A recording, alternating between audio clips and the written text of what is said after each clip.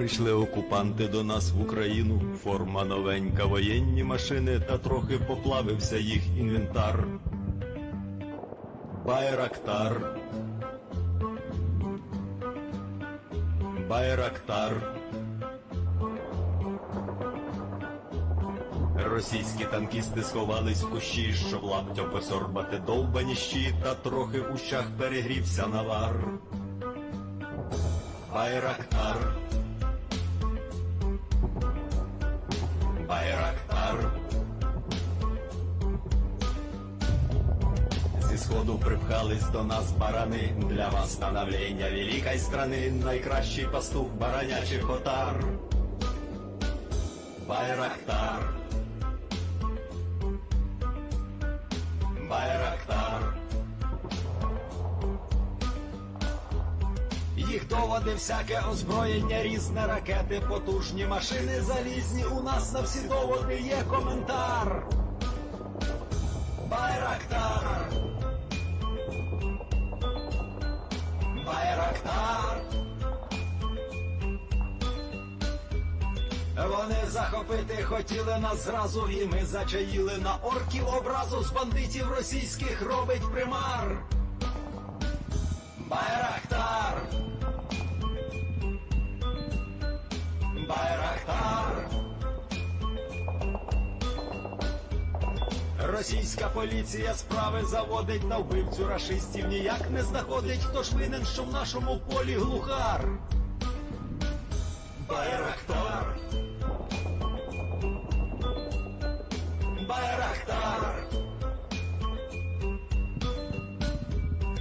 Веде пропаганду кремлівський урод, слова пропаганди ковтає народ, тепер нове слово знає їх цар.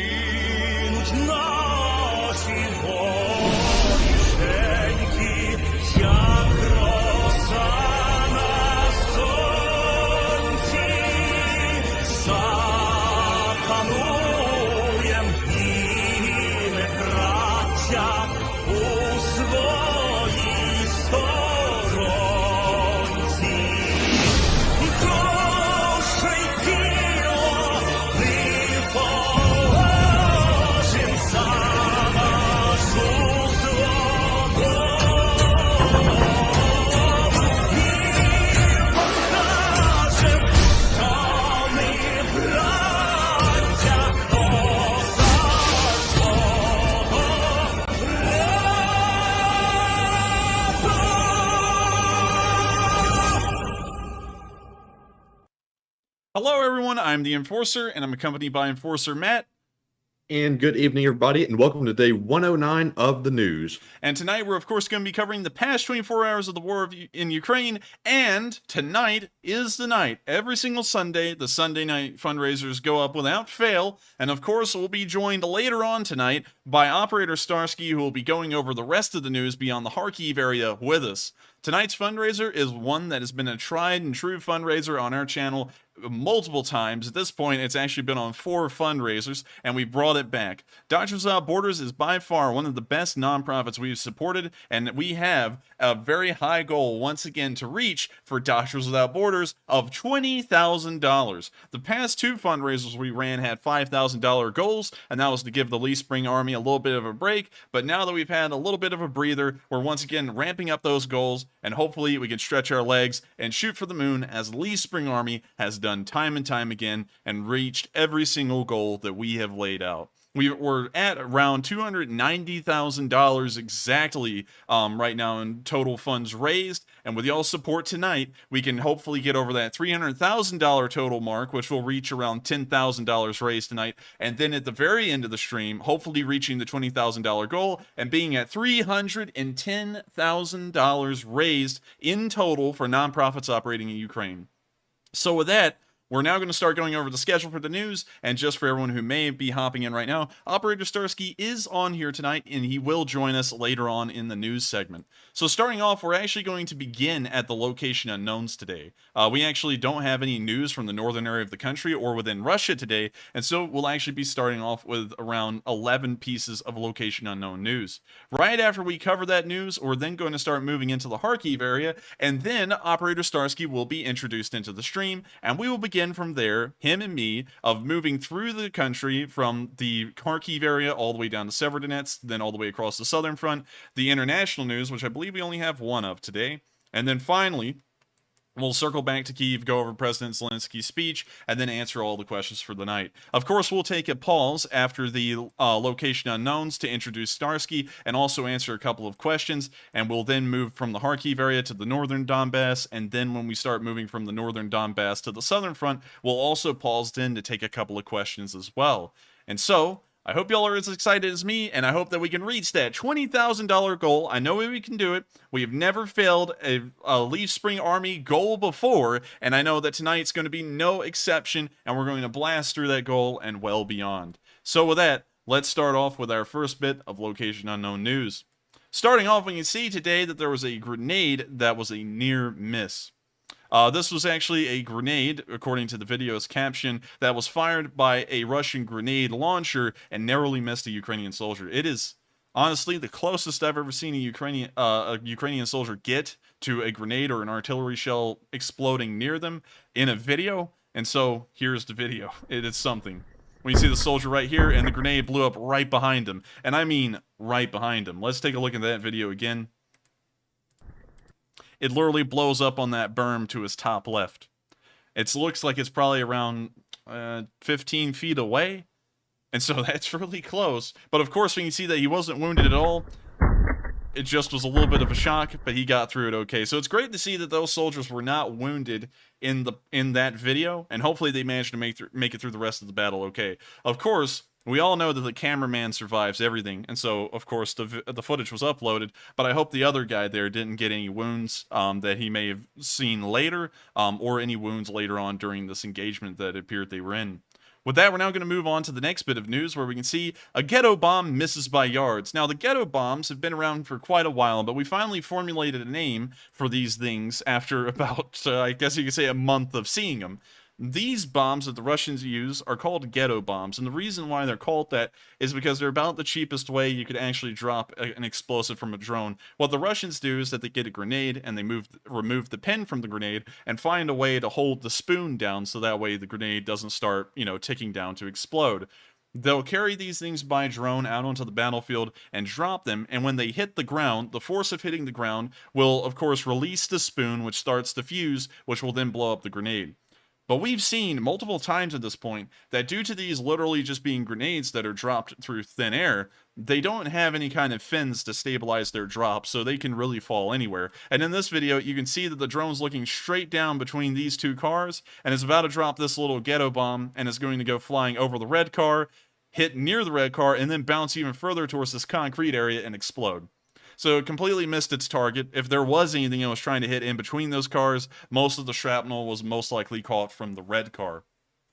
With that, we're now going to move on to our next bit of news, where we can actually see another near miss today. This time, it's not a near miss on Ukrainian soldiers. This is actually a near miss on a Russian Orlan drone.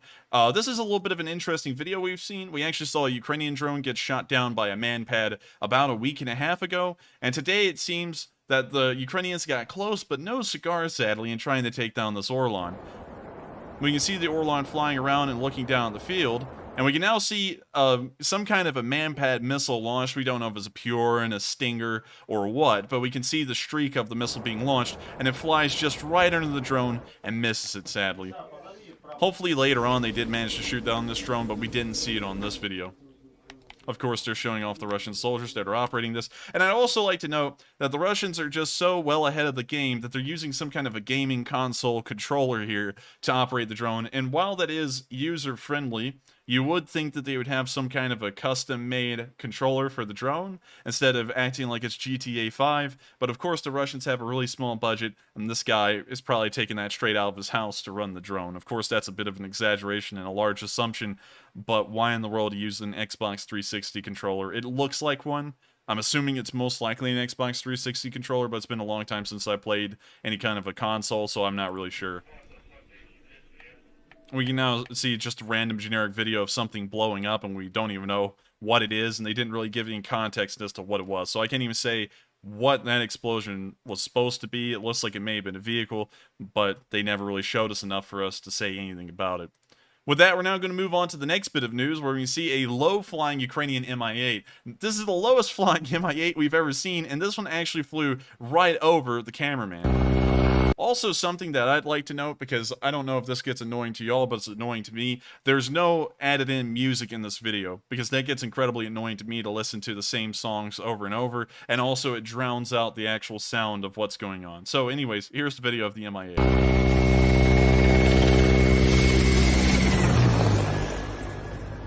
Now that was a flyby. I would have paid to be in that spot on the ground under that helicopter, because I bet you that was something pretty fun to just see and kind of witness. So with that, we're now going to move on to the next bit of news, where we can see Ukrainian Su-25s taking a nice fly over the, I guess you could say, plains of Ukraine. We don't really know where these are in particular, but one thing I would like to point out is that I actually showed this video in the summary today, and I thought this was just hilarious. I actually saw someone comment in the summary, because I said these Ukrainians were taking these planes for a joyride, and of course I just said that as a joke. But someone said, "Oh my god, you idiot, they're not taking it for a joyride, they're on a sortie." I was like, obviously. But anyways, here's the video. We can actually see that the pilot is balancing a map, and it appears to be a map of southern Ukraine. That's why I say it's the plains of southern Ukraine, because you can kind of see the, I guess you could say, mouth of the Dnipro River. And you can see him balancing it on his knee, because the Su-25s don't actually have the, I guess you could say, display screen that will show, I guess, your position, your GPS coordinates and such things like that. So he's actually balancing it on his knee. Of course, the Russians do the same. And we can see them flying in what appears to be a formation of 4 Su-25s. We now see them all taking a gradual right turn. Don't know exactly what direction they're heading in. Of course, it's really hard to get that information, considering that we don't have a compass to show us. But they are, of course, just flying around somewhere in southern Ukraine, apparently on some kind of patrol. And hopefully, they were able to take out some Russian targets. But of course, that's just an assumption. We can't see it on film.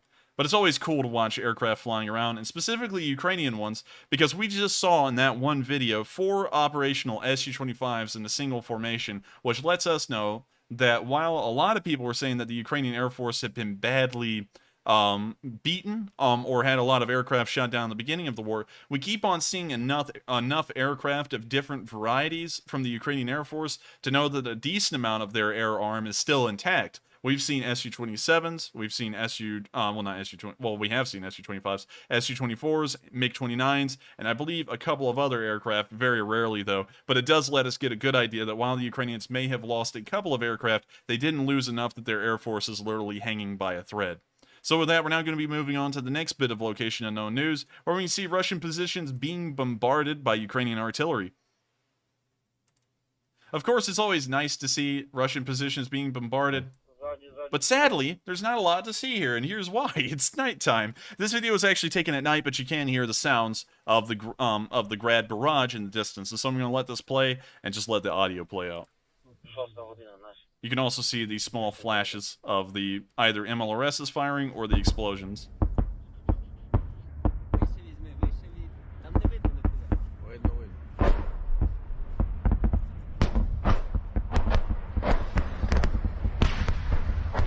We can now see the explosions right in front of the Ukrainian soldiers. And we can hear that they're pretty hyped up because of it, and I would be too.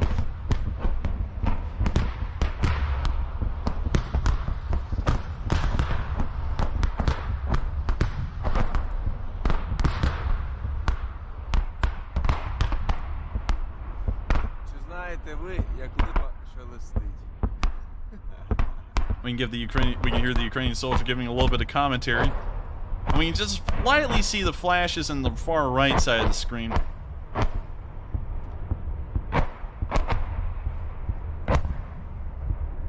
And what's crazy when you really think about this in the large perspective is that this kind of scene right here of artillery exploding in the night like this has been seen for hundreds of years, but really the modern concept of this kind of, I guess you could say, scene would be from World War I, where soldiers, of course, would peer out of the trench through trench periscopes because sticking their head up was still deadly even at night.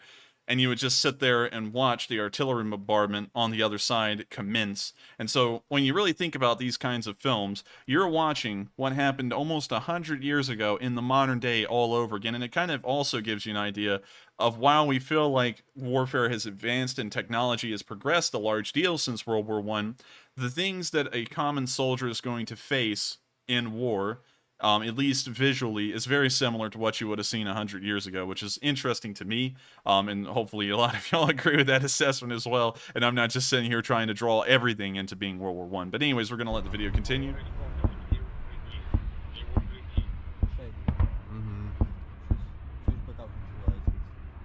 Ні, це позаду.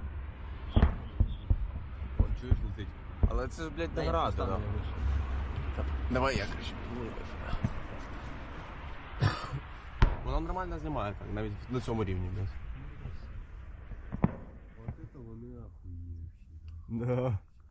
Разве так сложно было? А вон бах. And we can now see that the barrage is over, and then the video ends right afterwards. Incredibly cool to see that an artillery barrage did occur overnight. We've obviously seen a lot of MLRS's firing from both sides in the night on film, but we never really see the, I guess you could say, barrages and what they're hitting, unless if it was the very beginning of the war near Kharkiv. Then loads of videos were coming out about those barrages from the Russian side.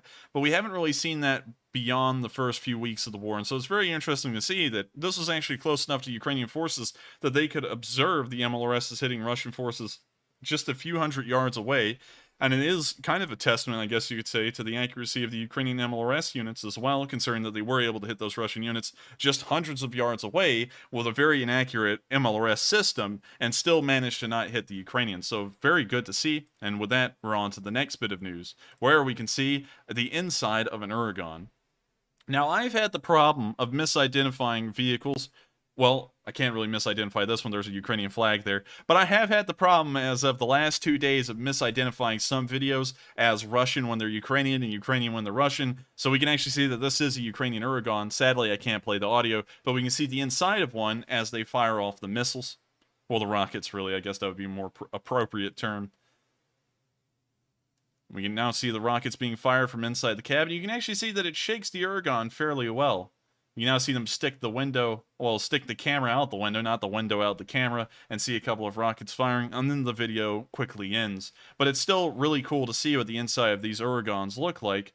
And once again, while there is a little basket here, it's actually filled with bread and snacks and stuff. They even have some cups. It's like they set up a snack bar in this thing. And also, Once again, while this is not the cleanest Ukrainian vehicle we've seen compared to Russian vehicles we've seen constantly of any kind, it's not covered in trash, and of course that is a testament to the professionalism of Ukrainian soldiers, that they will focus on, I guess you could say, the more menial things like making sure that vehicles are clean on the inside. And I would say that the shining example of cleanliness inside of a vehicle has always been Ukrainian SPGs. They are spotless time and time through, every time we see them on video, even to the point that there's no chipping on the white paint.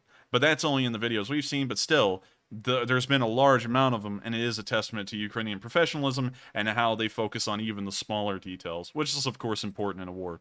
With that, we're now going to be moving on to the next bit of location unknown news, where we can see Ukrainian soldiers in a trench. Now, this is something that I'm very confident in saying would be something you would have seen 100 years ago, not in the more active sectors of World War I. This will obviously be more close to the Alps, or, well, not really close to the sea. That was a heavy fighting area as well, but you can actually see that because of the stalemate that's kind of occurring on both sides in this war, much like we saw in 2014, trench warfare has been heavily used throughout this war compared to what we're used to seeing, which is incredibly fast mobile warfare like we saw in World War II or in the invasion of Iraq. And we can see here that the Ukrainians have dug more trenches and they're hanging out in them. So here's the video, and we're going to see what we can find out here. So we see that most of them are laying low in the trench. It appears to be a shallow trench, about waist height or maybe chest height. We can actually see a Ukrainian soldier over here with a machine gun. Looks like a PKP. We can hear some fire in the distance. And we can now see that the machine gun over here may have fired off a round or two. I can't really tell. Actually, no, it's the guy back there with a AK? Yeah, it's an AK. I was making sure. I was like, that looks like an SKS, but it's an AK. Now we see the machine gunner get up, and he's also firing some very small bursts, and then he gets down immediately. It's interesting to see, of course, that the Ukrainians, along with the Russians, are starting to use trench warfare to a heavy degree, and I believe that it is kind of showing that at least in the Ukraine war, both sides are so equally matched, which is of course a surprise to most of the world, because at the beginning of the war, everyone thought the Ukrainians wouldn't last 3 days. But the Ukrainians have given such a match to the Russians that the Russians have had to dig trenches very heavily, and we've also seen the Ukrainians digging trenches as well. And of course, trenches are incredibly good for defensive measures, and so considering that the Russians have built a large amount of them, you can assume that those are defensive positions, and I guess you could say their position in most parts of the front is not well. With that, we're now going to move on to our next bit of the news, where we can see a DJI hunting down Russians, and I have to agree with the Reddit caption here. This looks like something straight out of Predator. We can see in this little video that they're using some kind of a thermal imaging system, I believe, that's not in the black and white scheme. It's in some kind of like an orange-purple scheme. So this is almost straight out of Predator, I would say, and you can actually see the Russian soldiers very easily in this film. They are, of course, yellow. We can actually see what may be some kind of a trench work here. And if this is a Russian trench work, for the first time ever, we've actually seen them put some pretty decent breaks in it in very short distances, which of course helps to stop the spread of shrapnel. We can see 1 or 2 Russians laying on the ground here. I'm not sure if they have already been killed or what. They apparently have not. The bomblet's been dropped, and we can see that that Russian soldier is not having a fun time. We can now see another bomblet being dropped, and it looks like 2 Russian soldiers are not having too much of a fun time. Oh gosh. That's a pretty rough one right there. It's a good thing it's in infrared, so that way we can't actually see what that looks like, but that was pretty brutal. But there we could see about 3 Russian infantry being wiped out by a drone, and it is interesting to see that the second bomb apparently shredded one of them. I'm just going to be entirely honest there. That's what we saw, was that the bomb fell near the guy's back, and then he just pretty much flew into pieces. I never seen that before on film. I'm sure that was heavily dramatized, I guess you could say, by it being an infrared camera. I'm sure you wouldn't have picked up on all those bits flying around if it was in a normal camera. But with the infrared, we could see that that bomblet definitely just tore up the Russians. So with that, we're going to be moving on to the next video, but that was something interesting to watch, especially since it was in a different, I guess you could say, color grade on the infrared camera. So with that, we're now going to move on to our last 2 bits of location unknown news, where we can see a soldier under artillery fire. Let me get on this video real quick. It is a Ukrainian soldier, and he handles the fire pretty well, and even lets out a little smirk and a laugh at the end. So here's the video. I would say, honestly, at this point, this kind of reaction to an artillery barrage is pretty much Ukrainian. You know, I guess you could call this in the future, if anyone has, like, a reaction where they just smile and laugh to an artillery explosion, just call it very Ukrainian. So you see him put out a small smile there. And that's the end of the video. You can see that the artillery, of course, exploded almost right on his trench above his head. As you can see, dirt and debris fly down into his trench. So he did, of course, wince there a little, of course, because it was incredibly close. But he got through it fine. He doesn't look like he's too freaked out. Obviously, he's probably scared to death on the inside, which would be reasonable. But he's not going to let anyone see that. And I got to say, that is actually pretty courageous there to let out a smile after an artillery shell lands that close. And we just continuously see this time and time again throughout this entire war, and I've got to say, it's 100% a testament to how brave the Ukrainians actually are when under dangerous situations like that. With that, we're now going to move on to our last bit of location unknown news, and then Operator Starsky will join us right afterwards. Here we can see the TikTok brigade rehearsing for their brand new movie, Gone with the Washing Machine. Of course, it's based off of Gone with the Wind. The Russians don't really do much original, especially the Kadyrovites, which are the ones here in this video. But we can see the TikTok battalion running towards the camera like it's some kind of action movie. And so I'm not going to talk about this too much. Here's the video. It's hilarious. And who's the guy dressed in black? What's he supposed to be, Darth Vader? You know, because what's the point of wearing black? It's not even camouflage. In fact, people are going to see you with that on easier during most times of the day, which you have to remember, it is summer over there, and so there's longer amounts of daylight. So this is completely useless throughout most of the day. And this guy is wearing all black like he's some kind of a Kadyrovite Darth Vader or something, and he's got all of his little stormtroopers running behind him. It's silly. Obviously, you can tell it's staged, because they all run towards the camera. And you can kind of see the guy preparing to slow down and stop as soon as he starts running past the camera, which lets you know the whole thing's staged. What is this supposed to even show? I don't even know. I mean, this is literally the Ringling Brothers Circus back in action in Ukraine. So with that, of course, a funny video to watch. I, of course, always want to try and end out the location unknown news with a funny little bit of film, because this kind of stuff, you can't even pay to go see a funny performance like this at a comedy show. And so with that, we've now reached the end of our location unknown news, and we're about to start moving into the Kharkiv area and then into the northern Donbass. But before we do, we have a special guest to introduce, and we're also going to be answering a few questions. And so, if you will all please join me in giving a warm welcome to our guest for tonight here on this stream. He is a man who's been on the stream multiple times. Many people say that he may actually be an enforcer. Please welcome Operator Starsky. How are you doing, man?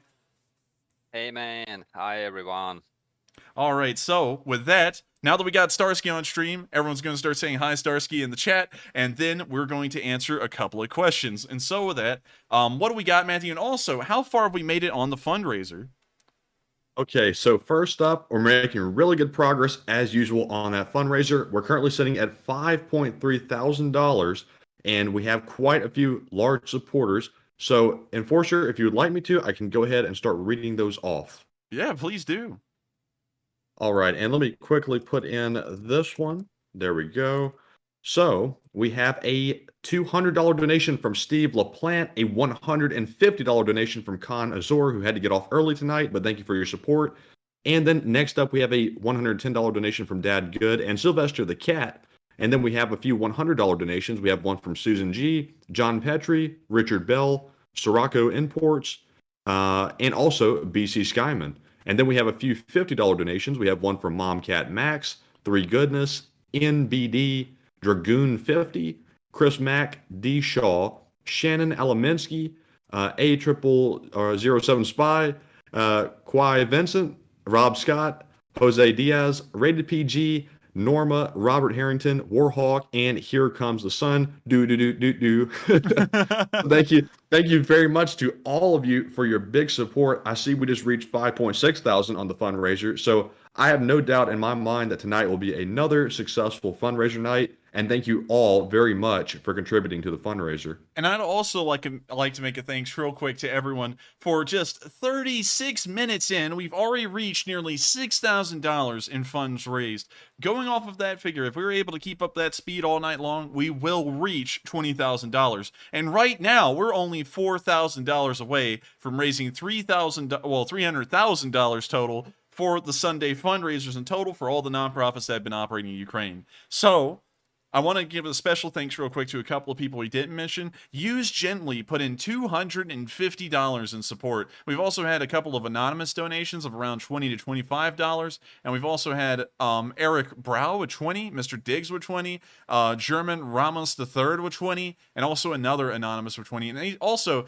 H2O Barry Matt with $50. And I got to thank you all so much once again, and I hope that we can all continue to go on trying to reach that $20,000 goal. I've already put in my $100, and of course, Operator Starsky's here, and so if we want to do anything tonight, we always want to prove that the Lee Spring Army is of its word, and we will reach that $20,000 goal. So with that, we're now going to move on into the questions, but I thank you all so much once again for supporting this fundraiser, and I hope we get as much support as possible for it tonight and blow past that $20,000 goal. And with that, let's get to our first question.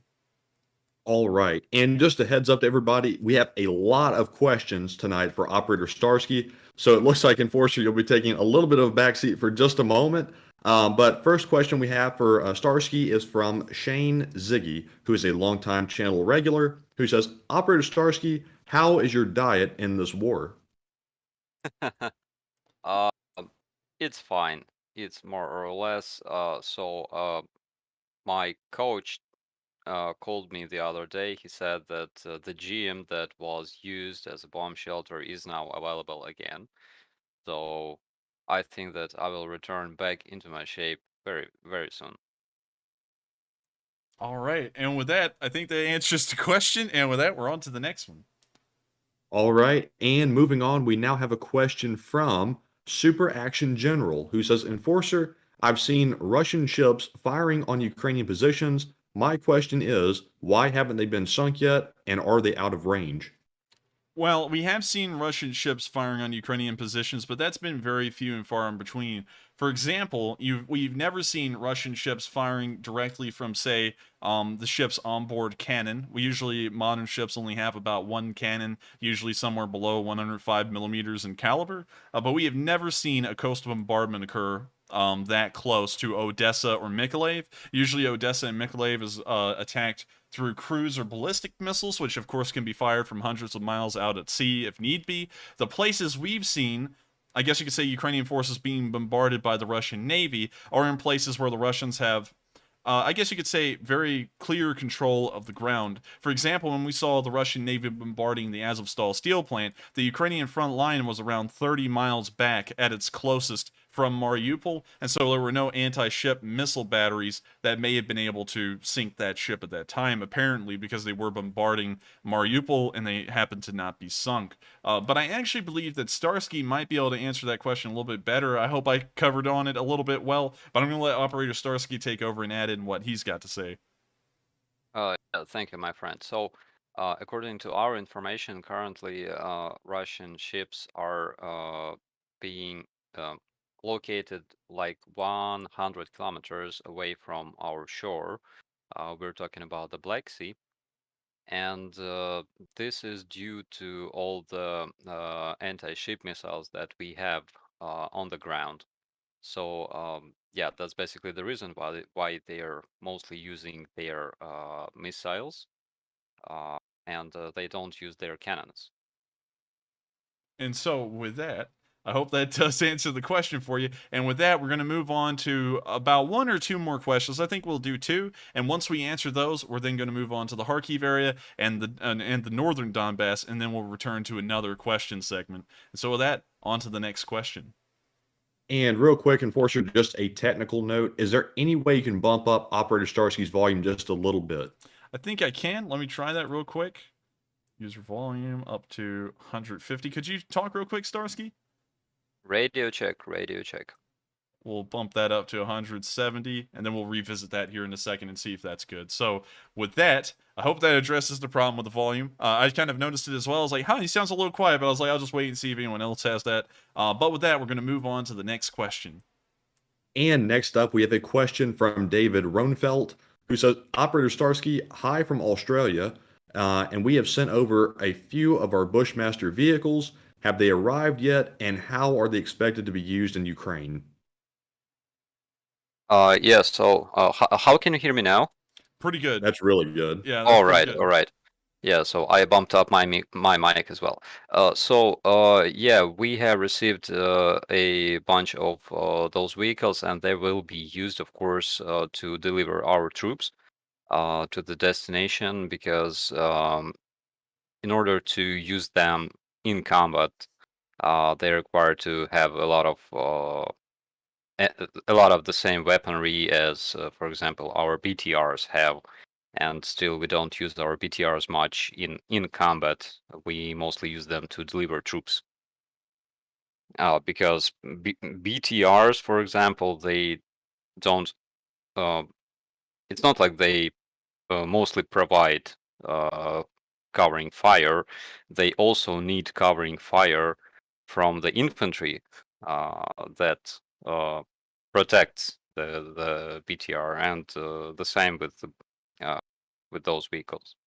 So you're kind of saying it's like integrated with the infantry, so the infantry has to support the BTR, and in turn the BTR has to support the infantry? Yeah, of course, because BTR is very, very vulnerable to RPG fire, and infantry. Well, you saw all those videos with Russian soldiers hiding behind BTRs, or BMPs. It's wrong. So when the armored vehicles is whenever the armored vehicle is moving towards its destination, it should be followed with infantry on the left and right in a chain formation. That's basically what we were trained. So you're saying that once again the Russians don't know what they're doing? It's like, yeah, their vehicle receives an RPG rocket into its side, and it's disabled and it cannot move. And what do they do next? They run away. And hopefully trying to set some land speed records there as they run into the distance. And so with that, I hope that answers that question. We're going to move on to one final question, and then we're going to move through the Kharkiv and northern Donbass regions as well. And so with that, what do we got as our last question of this segment, Matthew? And the last question of this segment goes to Boston Dan 77, who says, Enforcer, many of us here in the U.S. have an extra assault rifle or two in our safes. Is there an official way to donate some to Ukraine for the army they are raising? I'm not exactly sure about that. I have heard a lot of people talking about that. We do know that at the very beginning of the war, some of the larger ammunition companies in the United States did send over ammunition. I believe it was mostly 7.62, if I'm correct, along with some other different variants of ammunition. I believe a little bit of 5.56 was sent over. But I've never actually heard of U.S. citizens, personally collecting up firearms and then sending them over to Ukraine. That's something I haven't heard about, but I think that Starsky may be able to give us, if anyone would know about that, a little extra information as to if that's actually happening or not, or if it's possible, or if there's a process to it. Yeah, actually, I don't think it's possible. I didn't hear about that either. I think that there's official way to deliver weapons through companies, but unfortunately, I don't think it's possible, to deliver your own rifle or a shotgun. Shotgun. Oh man, I was just, when you said shotgun, man, I was just thinking about like a whole bunch of Americans just gathering up like they're hunting shotguns, like the side by sides, and just sending them over to Ukraine. And you see Ukrainians just using like old coach guns from the Wild West. Oh man, that would be a sight, honestly. And another thing is Yeah. that they might actually work. I don't know, but I wouldn't count on them too much because I used to have one. Those things, when they get too hot, you can't actually open the barrel, because the shells will swell up inside of the breech, and so when you try and open it, it just gets stuck. But with that, I hope that answered your question. Sadly, it doesn't seem like there is a system. I've never heard of one, and Starsky's never heard of one either. But maybe some kind of initiative can be set up where someone would do something like that. But once again, I don't know of one right now. And so if anyone does know about that here in the live chat, make sure to share it with everyone else, because that would be great to know if there was one out there. But with that, And enforcer, I will say that I think, from my knowledge, there's actually an export control on firearms, so it actually might be against the law to do that without congressional approval. I'm not sure if that's totally accurate, but something tells me that might be the case. oh man, Congress always Yeah, getting in the way. I would like to add a couple more words. So it also depends on the ammunition. So different rifles have different ammo, and that could be the problem as well, to get that ammo. And that's pretty true as well. And I think that's something that a lot of people don't think about in the United States. And I actually didn't think about that until you said it. But a lot of people, if they were to send over rifles, would most likely be trying to send over AR-15s, which shoot a 5.56, or otherwise known as a 2.23 round. And the Ukrainians don't have a large supply of those. They also don't have any way to domestically produce them. And so actually fielding those guns and making sure they have the ammunition to be used would be a whole other can of worms on its own. And then those civilians that sent over an AR-15 would then have to be trying to find ways to constantly send over ammunition. And a lot of y'all, and my American viewers, may know how tough it is to even find any ammunition right now in the United States, considering that we've had a shortage for years at this point. So sadly, I don't think that would be feasible to do, and we don't actually know of any kind of a, I guess you could say, system to be able to do that. So with that, I hope that answers the question, and we've reached the end of this question segment. We're going to try and answer as many questions as we can tonight. Of course, everyone's got loads of questions, but we're now going to move on to the Kharkiv area and also the northern Donbass and try and cover as much as we can, and of course get a little bit of input from Starsky, because some of these videos are pretty interesting. So, we're going to start off in the northern Kharkiv area. Of course, we haven't heard a lot of news here. It appears, based off of the video evidence, that the Ukrainians have generally ceased any kind of a counterattack in this area, and the Russians have not resumed any kind of activities whatsoever. We haven't seen them trying to really fight a defensive all too much or fight an offensive. They kind of just sit there, and if the Ukrainians do push on them a little bit, they do just kind of give up a little bit of ground. So it seems like the forces here may be in a poorer position, but we don't know that for certain. Once again, that is an assumption. So with that, we do have one video out of this Kharkiv salient today where we can actually see that a Russian vehicle was hit by Ukrainian artillery. And so here we can see a drone looking down at this tank. And of course, it's got music, which makes this great. But we can now see the drone looking down, and then it drops a bomblet. So I'm actually going to correct my title there. It wasn't hit by artillery, it was hit by a bomblet. But still, potato, potato, it's a bomb. It's going to hit the tank. It's going to blow it up. So we can actually see that bomblet miss the rear of the tank. But this is in usual fashion, that you can now see that the drone has adjusted its crosshair, I guess you could say, and now it's dropping the second bomblet.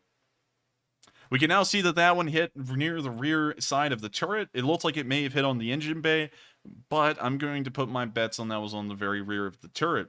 We can now see that the tank is brewing up and burning, and we can now see another bomblet being dropped onto a separate tank, and that first bomblet hit the engine bay.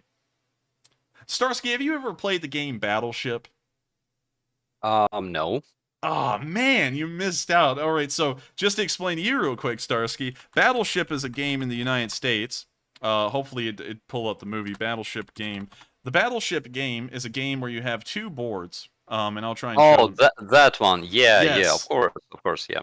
Okay, so whenever I watch these drone videos, I feel like they're playing Battleship because they'll look straight at the tank, they'll drop the first bomblet, and it'll miss a little bit. And it's like D6 miss, and so then they just move the drone a little bit further up and to the right, or however they need to adjust, and drop the next bomblet, and then it's a hit, kind of like the game Battleship in a way. And so I was just wondering, do you think that too? I mean, like, you hardly knew about the game, so you probably are gonna be like, nah. But have you ever like seen that as well? Yeah, I thought about it because you gotta consider the wind, and you are lucky if there's no wind at all, because this UAV must be flying on a very high altitude, like very high in our, like, not in general aviation terms, but pretty high in order not to be seen or heard by the people on the ground. And yeah, there's always a wind, and you will unlikely to hit a target with the first bomb. And by the way, I think I know those guys. I think that this video was made by Security Service of Ukraine, by the way. All right, so well, I'm not going to ask that question. We don't want to give away where they are, but still, it's pretty good to know that we do have someone to give the credit to, which is Security Forces of Ukraine. Just want to make sure I got the name correct. Security Service of Ukraine, they have different units like counterintelligence, counterterrorism, and stuff. And those guys literally participate in combat. So it's like CIA in the US, but they are fighting there as well. Well, that's pretty interesting, actually. I didn't actually know that watching the video. But continuing the video on, we can see that the first bomblet did hit the engine bay, and of course they've now adjusted from B6 to D7, and we can now see that they've hit the tank again, and it appears that it actually hit on the engine bay once more. We can now see them triple tapping the tank with a third bomblet, and with that third bomblet, we can actually see some kind of a little burning piece of ammunition or some sort of shard of the tank. I'm assuming it's actually ammunition, goes zooming off from the tank and off into the distance. We don't know if there were any Russian crew members inside that tank when it was hit. It looks like it was in a stationary position, and so the crew may have been nearby, but not in the tank. We're not really sure. That is once again an assumption, but we could see in this video that it did look like this drone managed to destroy 2 Russian tanks in the Kharkiv salient. While destroying 2 tanks, of course, isn't going to win an entire battle, it does whittle away the Russian forces little by little, tank by tank, and with every single Russian tank lost, that's I guess you could say the Ukrainians are getting a little bit closer and closer to making the Russians pull out T-62Ms and send them there as well, or depleting their tank force entirely. Once again, we think that there's around 3,000 to 4,000 active Russian tanks in the entirety of the Russian Federation, with some 10,000 that are probably shelved up, and I guess you could say mothballed, that aren't really operational. And so we know that the Ukrainians have inflicted massive losses on the Russian tank forces, and we can see here that they added another 2 to that number today. With that, we're now going to move down to Kharkiv itself, where we can actually see a massive crater. And when I say massive, we've seen a couple of these like this throughout the war, but we've seen that another one has been found today, and someone took a video. Now, I don't know what kind of munition could have caused an explosion in a crater of this size, but I'm assuming it's most likely some kind of a ballistic missile or cruise missile that happened to land out here, because I can't think of any other kind of Russian bombs of any sort or explosives that could cause a crater this large. But I'm going to let y'all see this video and also let Starsky see it. You may have seen it already, but this crater is literally massive. It's like a meteorite hit this place.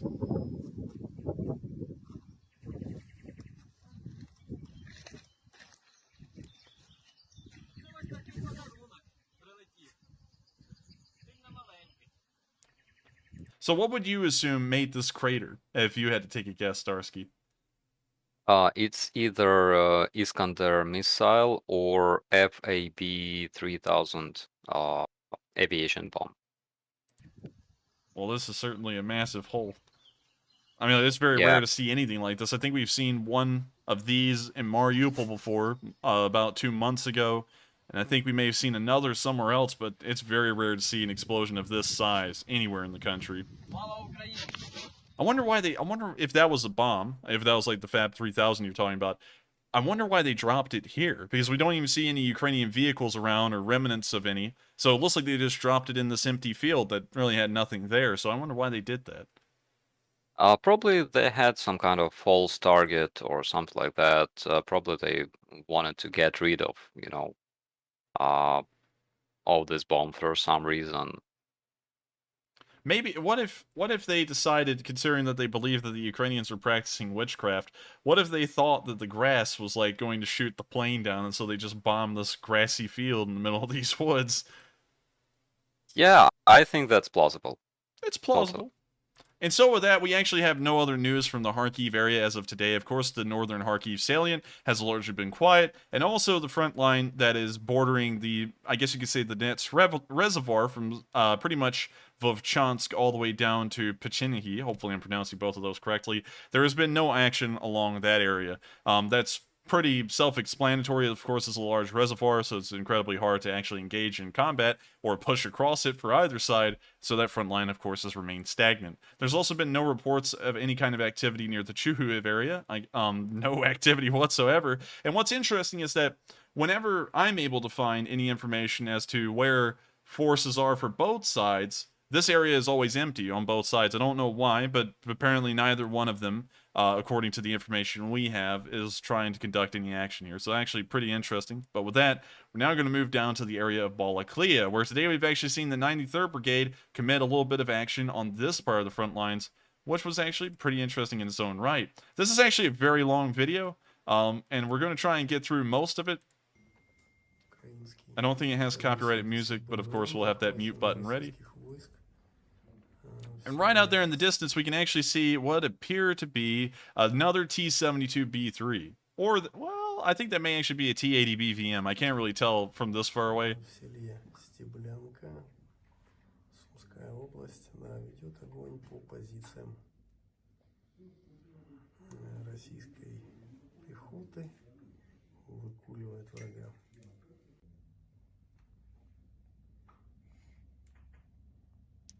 And I believe these may be Russian forces, but we can't see any identifying armbands on them to tell who's who. Слушай, это Т-80 БВМ. Я видел их, захватили под Харьковом из состава 200-й бригады.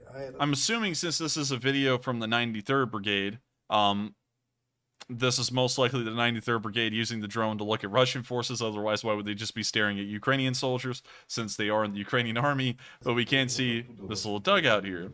Now, one thing that's stopping me, just for you to know, Starsky, one thing that's stopping me from saying these are clearly Russians or Ukrainians is that over the past 2 days, I've gotten 2 videos wrong as to who was who. And I would start off the video saying these are Ukrainians or these are Russians, and then right afterwards I would see it was the opposite, because there was like no identifying armbands or any kind of markings you could see at the start of the video.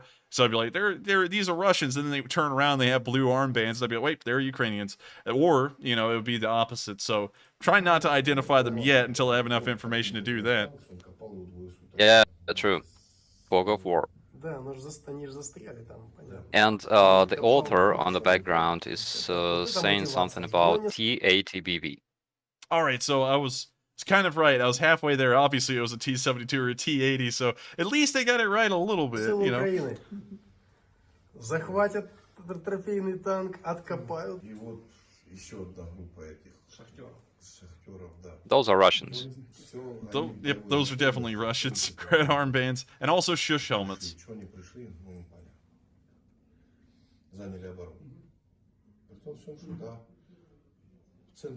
We can now see him speed walking away. Apparently he forgot his morning exercises. Yeah.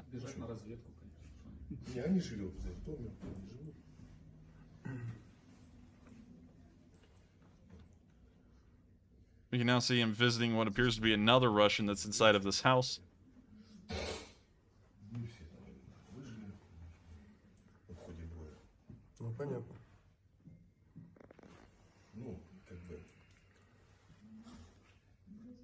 We can now see him holding the gate open, but we don't really know what he's doing right now. I think he asks the owner if he or she has vodka or something. He's asking them about their car's extended warranty.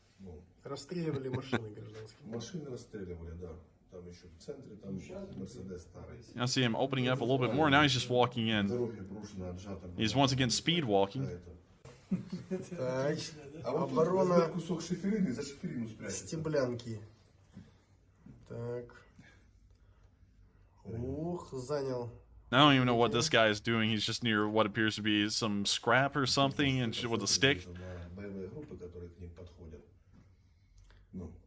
А один бесстрашный. Один в засаде, а другой бесстрашный. We can now see the other Russians step inside the house. Yeah, the voice in the background says that one of those soldiers is taking position, and the other one is fearlessly standing there. Fearlessly. I mean, like, honestly, a Russian would have to be fearless to even be caught in Ukraine, because every time they're seen, they just get vaporized.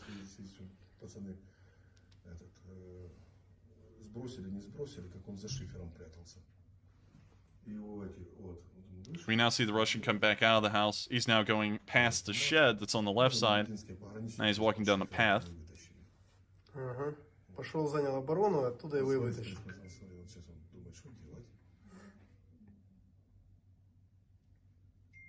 Ну, автоматы все стреляны. Ага. То есть постреляли местные машины, пожгли их. Вот сюда не спрятали. Вот отсюда их выковыривали. Ага.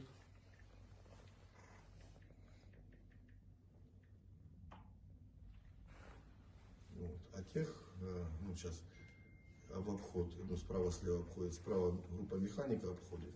Ага. Now see them still looking at the house where the Russians are. А с левой стороны лебединские пограничники.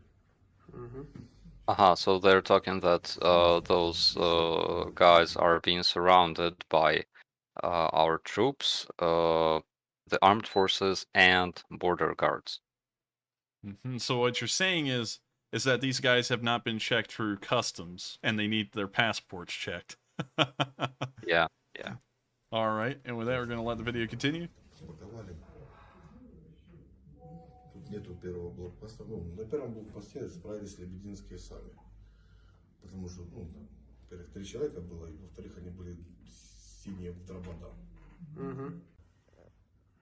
Пытаются замаскироваться, чтобы их не было видно. Да. А их все равно видно. Да, вот это же. Ну, I see the drone taking a look at what appears to be another house, or a different angle on the house. So in this video, they are trying to use their surrounding. Damn it, my English still sucks today. They are trying to camouflage themselves to disappear from our view. And so they're pretty much just trying to get through, I guess you could say, the encirclement, maybe have the Ukrainians pass by and then get up and try and run off or something? Maybe, something like that. Now see another one of them speed walking around. He's now standing near a shed. You now see another Russian running up to him. Also standing near some kind of a vehicle, it seems like a tractor maybe.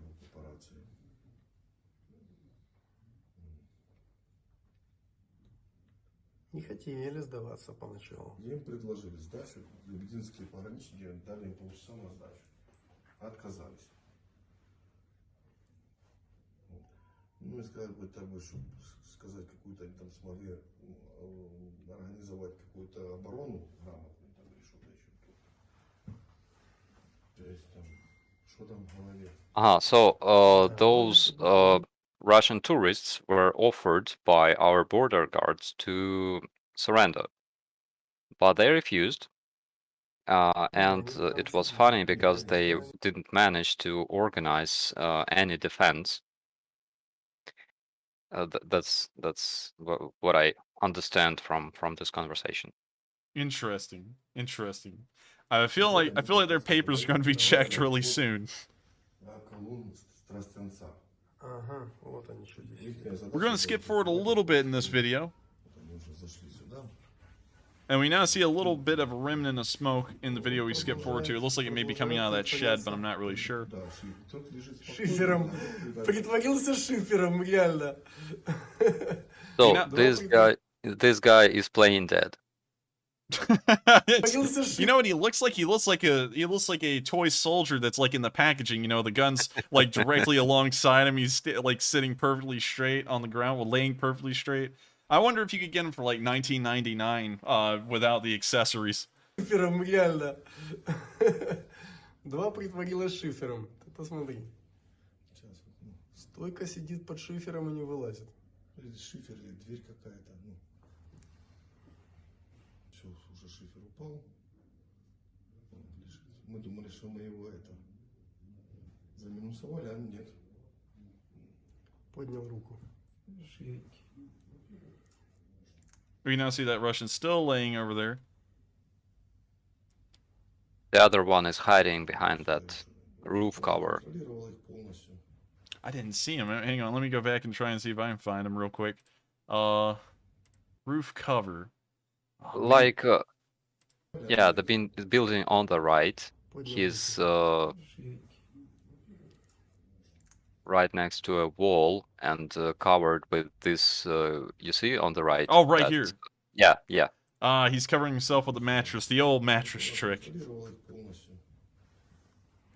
That's definitely not a mattress. I don't know what that is, but you can see him down there just a little.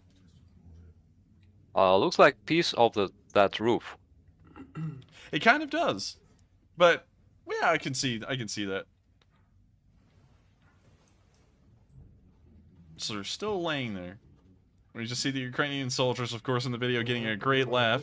We can actually see that it appeared that a bullet may have skipped off of the ground right there. Did you see that, Starsky? It looked like a little bit of dirt got kicked up right around where my mouse cursor is, right there. Руку. Yeah, yeah. Полез к этому Сдаются. хозяину. So now we can see him putting his hands up because the whole playing dead trick isn't really working anymore. Заходит с огорода, вот они, ребята, заходят.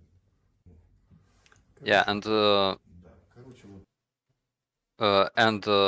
this guy says that they could easily see them, whatever they were trying to do. They could see them with the UAV, Interesting. and of course they passed this information to the guys on the ground. One of the guys on the ground apparently just thought, "Oh, he's gonna play dead. Hey, well, we'll just end that right now." And just shot near him, and that made him quit. He was like, "All right, I surrender." But now we can see some kind of a explosion. We don't know if that's a mortar round or what. Maybe it was. I can't really tell what it was exactly, but we can see that it's caused a fire in this house. You can see a little bit of it smoldering in there behind the Кого-то door. взяли в плен, кого-то кто-то не проявил. не поняли его жеста, блин, Ну, рюка в понял. середину. Да. Ну, надо выходить с поднятыми руками российским солдатам в Украине. Если они не хотят. So yeah, he says that something like they should go out with holding their hands up. Остаться навсегда. Oh, I thought you meant holding their hands like they were like girlfriend and boyfriend or something. I was like, what? I was like, what a weird request. You know, surrender, hold each other's hands, and walk out like you're in a relationship. Вторая группа сейчас ищет поиск Yeah, остальных. but we gotta И они for щас that посмотрим, как их, sometime. Тут верно заинтересовало уже. We can see some, we'll say, outhouses in the back. Сейчас будут группу выводить. Алло. Сейчас группа механика Yeah, they're told to give up. ищет, прочесывает справа. Oh, look, there's the Ukrainians right there. What a shock. I didn't think they would be right there.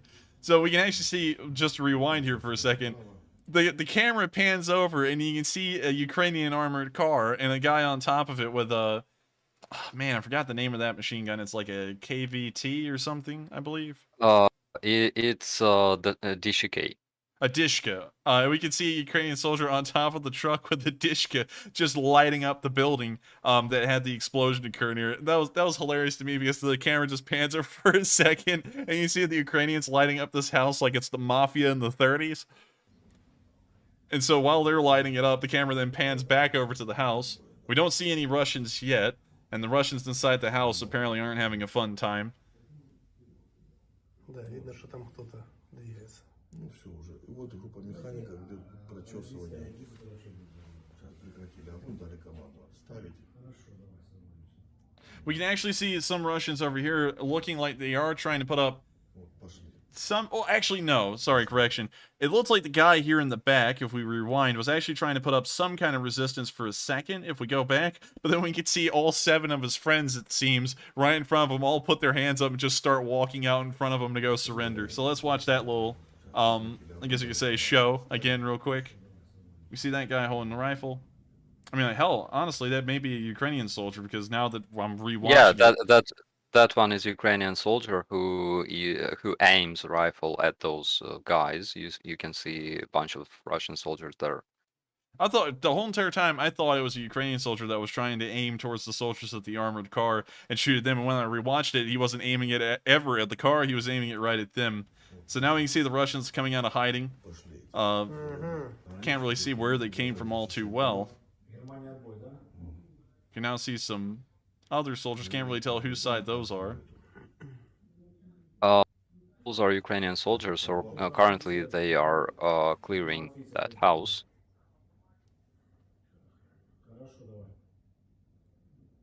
And we can actually see here, the videos come full circle. The first clip we saw was actually of this exact dugout and some Russians gathered around it having some kind of discussion as the guy speed walked down the street to the other house to ask for like a bag of sugar or something. And we can now see that we've come full circle and the Ukrainians have now made it to that house that we saw at the very beginning.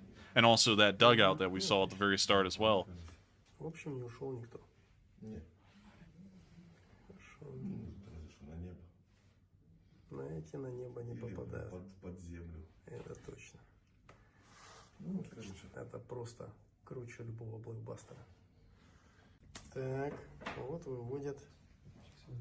We now see the armored car moving down the road. And the Ukrainians appear to still be clearing the village, with the prisoners being laid down onto the road. У одного у крайнего обнаружили пару, которые сюда крайний, паспортный громадянина Украины. Остальные с российскими, да? С ДНРовскими. So there were some guys with Russian passports, and some of them had passports of those occupied territories of Donbass, the DPR, so-called. Interesting. So I was actually right when I was saying the whole time the border guards are going to check their passports. Apparently they did. Like, that's funny to me because it's the middle of the war and the border guards capture the Russians. They're like, papers, please. Like, that's the funniest thing to me, that they're checking their papers still. Obviously they're not supposed to be there, but it looks like that Russian is actually still there. Apparently the corrugated roofing has helped him sit here for an extra 30 seconds or so. But we can see his hands are up. Apparently someone does see him. It's just that they haven't gotten to him yet.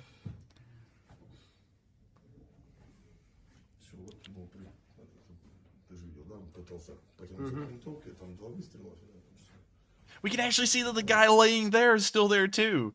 He's put his hands back down, but it looks like he's about to do a push-up, so that's obviously, he's not obviously dead. And also, do you notice this too, Starsky? But that looks like a Mosin Nagant right there with the scope. Yeah, so they said that he was trying to reach his rifle, and they fired 2 shots near him to stop him from, doing that crazy stuff. Oh man, I can tell you're having a little bit of a rough time with the English today, but that delivery was great. You're like to stop him from doing that. Anyways, video continues on. We can still see the original 2 guys are still there. The Ukrainians are rounding up the Russians in the town, and of course, getting ready to pat them down and make sure that they can go to a prisoner of war camp to enjoy their stay in Ukraine. Ребята первый раз в уличных боях участвовали. Ну, в принципе, ничего так нормально. Справились. Да, без потерь. Молодцы. Главное, без потерь. 22 пленных. 22 prisoners were captured, and we had no casualties. Oh, that's pretty nice. It does seem, though, that this video is an older one, and I did notice that earlier. I did see someone in the live chat say it was older, and we can see snow on the ground, and also the trees are dead, and so one thing that I do is I remember every single video I put up on the stream, just for all the viewers that are here right now. And I do have to agree, this is old footage, but at the same time, I've never seen this. And so it was put in today because it was a very long video that did show how the Ukrainians cleared this town and took Russian prisoners earlier on in the war. So while it is old, it is still new, as in I have never seen this before, and so it did go up on the stream. Ну, отлично.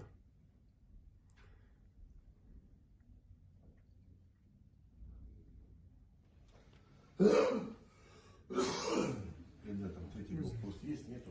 Третий блокпост тоже сняли. Вот так вот. Вот так происходит. You can now see the soldier kicking away the Mosin. Уничтожение, российских Soldier just spread his arms out. It looks like he's going to be trying to make a mud angel. Прям вот наглядно с беспилотника получилось. Профессиональная, спокойная работа. Yeah, that would be funny. Люди, Yeah. бойцы, даже те, кто впервые воюют вместе с опытными. We can now see them grabbing the guy who's been under the corrugated roof the whole time and grabbing his Mosin as well. Apparently everyone's got Mosins in this town. Украинское село освобождено от этой банды насилия. Yeah, so my first thought when I saw them wearing those old steel helmets was that they're probably from those occupied territories. Probably they were mobilized. And yeah, now he says that most of them had those DPR passports.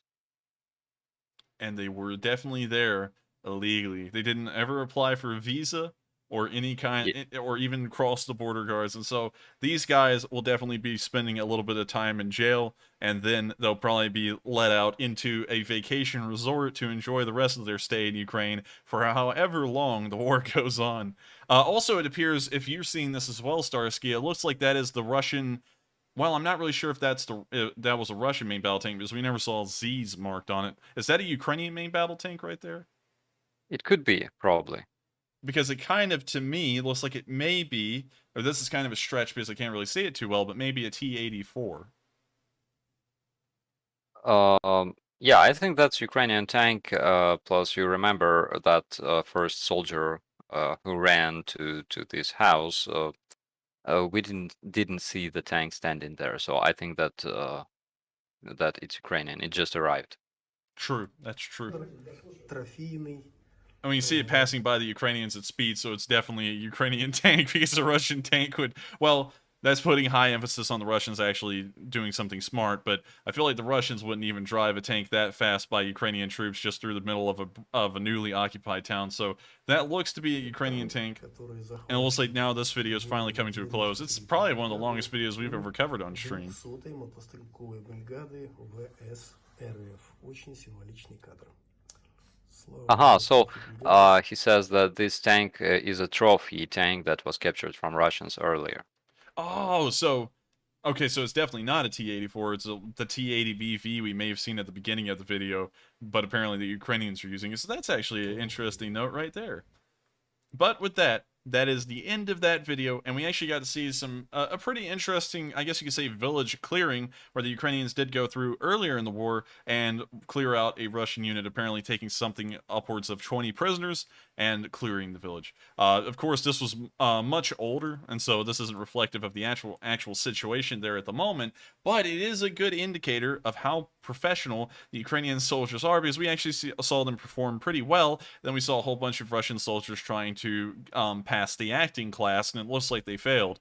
So with that, beyond that, we don't have any news to report from the Balaklia area as of the present day. We haven't heard of any action. We haven't heard of any Ukrainian counterattacks here. We also haven't heard of any Russian defensives trying to reach out of this area, and so this part of the front line has remained stagnant. We also haven't heard anything out of the entire front line stretching from Izium to Rubizhny today. That does not mean, however, that there's been no combat. It just means that we haven't gotten any video evidence to show what's going on in this area and get a general idea of what is actually happening. The last we saw, the Russians and the Ukrainians were actually engaging in some small firefights over the Severodonetsk River on the northern side, where the river actually is.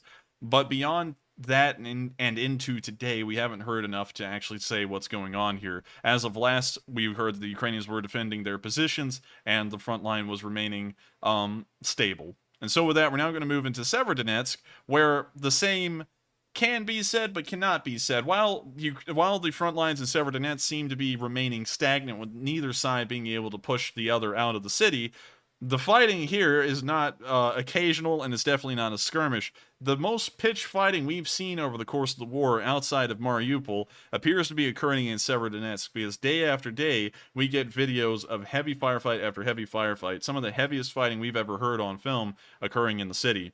It's been contested for about the past week, and so far we haven't heard of either side, of course, once again, pushing the other out of the city. Today we did get some footage from the area of a U.S. volunteer engaged in a firefight somewhere on the outskirts, I guess you could say, of Severodonetsk. And so, hopefully this video loads. And here's the video. This is actually a pretty lengthy one, and is apparently 2 parts put into one. But here it is. We can now hear them getting engaged in a firefight with the Russians.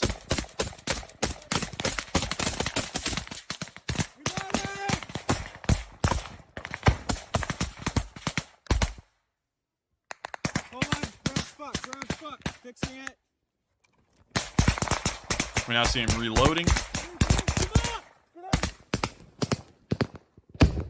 Now the camera is looking down into the ground. Sadly, we can't see what's going on, but we can hear the guy shoot, the soldier with the camera on, shooting his gun. Okay? On 3. 1, 2, 3, move!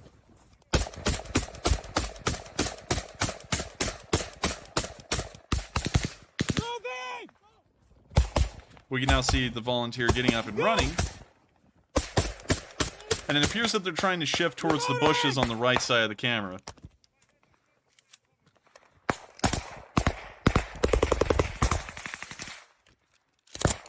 I'm up!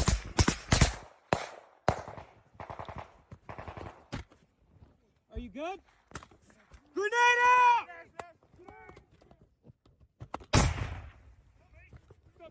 I'm good! Fuck you, Ruski! Starsky, what did you think about that last comment in the video? I 100% agree with our American colleague. I have to say that was actually the cleanest one, the cleanest line I've ever heard an American give. Honestly, if you could agree with me here, that sounded almost like a Call of Duty voice line, the way that guy said it and everything. It's like straight out of a voice acting class. Let's listen to that one more time. I'm good! Fuck you, Ruski! I like the guy's spirit. He's got his mind in the right place. Yeah. And apparently the Russians are considerably close, considering that they did throw a grenade at him, so they may just be in the tree line right in front of us in the film here. 2 mags left! No visual! No visual in tree line though, at least 4 or 5. I have. You can now see them continuing to fire into the tree line. 2 left, 1 in the mag, 1 in the. Gracias. We now hear the American practicing his Spanish skills, and speaking Spanish and saying gracias, which is, of course, Spanish for thank you. So, of course, I'm going to flex my simple Spanish knowledge skills. And I'm not sure what they fired there. Unfortunately, we couldn't see it, but it seemed like some kind of a RPG, perhaps. We can hear that they threw another grenade, and it's now exploded. I'll cover you. Move it on 3. 1, 2, 3. I think he's shouting Grenadier or something like that. Like Grenadier? Grenadier. Yeah, probably. Probably not. Let's go back and review the footage. Like a football comment. Guys. I'll cover you. Move it on 3. 1, 2, 3. Wait, I won't go back again. I missed it twice. I'm gonna have to go with it. Move it over your head.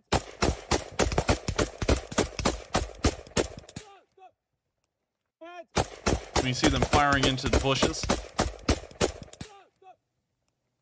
Very reminiscent of Vietnam. There's, of course, a large amount of stories, and I also knew a couple of veterans from Vietnam, and they would tell me that the brush in Vietnam was so thick that whenever there was a firefight with, say, the Viet Cong or the NVA, you really didn't see each other. You would just aim into the bushes where you heard the fire coming from and just start spraying through it. Of course, that's not really a great thing to do in the modern world, because there could be civilians in between the two sides. But, you know, of course, in thick brush like that, I would assume, obviously, there wouldn't probably be many people there. And if they weren't there, you probably have to ask them, well, what are you doing there? But we can see that this firefight's actually kind of taking the same course as a lot of the Vietnam-era firefights, where neither side can really see each other, it seems, and they're just firing through the thick brush, hoping that the bullets find their mark, I guess you could say.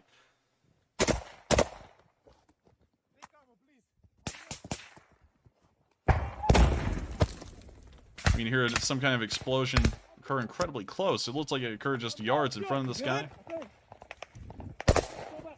Yeah, so that's a grenade used by grenade launcher attached to the rifle, to the AK, probably. And the range of those grenades is probably less than 7 meters. So if it explodes like 7 meters away from you, you're pretty much okay. Nice. Well, that's actually good to know. I actually didn't know that. Hey, Silver! Silver!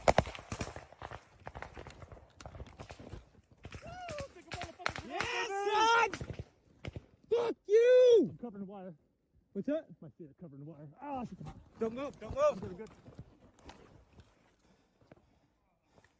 You're good, don't move. Move slowly, move slowly. Lift your right foot up. Not that fast. Okay, move your left foot up. Okay, you're clear, but be very careful. Well, you actually hear right there, the bullets just snapped off of the ground right in front of you. You can hear him kind of like whistling, and of course the snap as well, and you can hear it right here in the replay. Okay, you're clear, but be very careful. Those sounds right there. Those are bullets snapping off the ground near them. Do you have any And that's also I hate that sound so much. well, I bet you do. Haven't you actually been near the front lines and actually heard that sound for yourself? Yeah, of course, couple of times. We've had the same situation like this. In 2019, we've been to Swetlodorsk Bulge, and we were crossing the road, and there was the recon group that was on the other side of the road. We didn't see them for some reason. It was in the night. I think they've had night vision goggles. We didn't, and they started shooting directly at us. And yeah, it sounds kind of sketchy. You know what it kind of sounds like if y'all have these in Ukraine, but it sounds like those little whirly tubes you get as a kid, and you can spin them around. And they make a little high-pitched whistling sound. They sound a lot like that, and that's really bizarre to me, because of course bullets will kill, and it sounds like a children's toy, somewhat. I bet a lot of my American viewers may know what I'm talking about, but I don't think those things exist outside of the United States. Yeah, I think I saw something like that. I think I would pull it up on stream, but I'm scared I would get a copyright if I showed something like on the that. left. So we're gonna let this continue on. Okay, let's move farther back with the Ukrainians. Move to the right, farther to the right? Yes, let's get behind this, let's get behind this. I got you covered!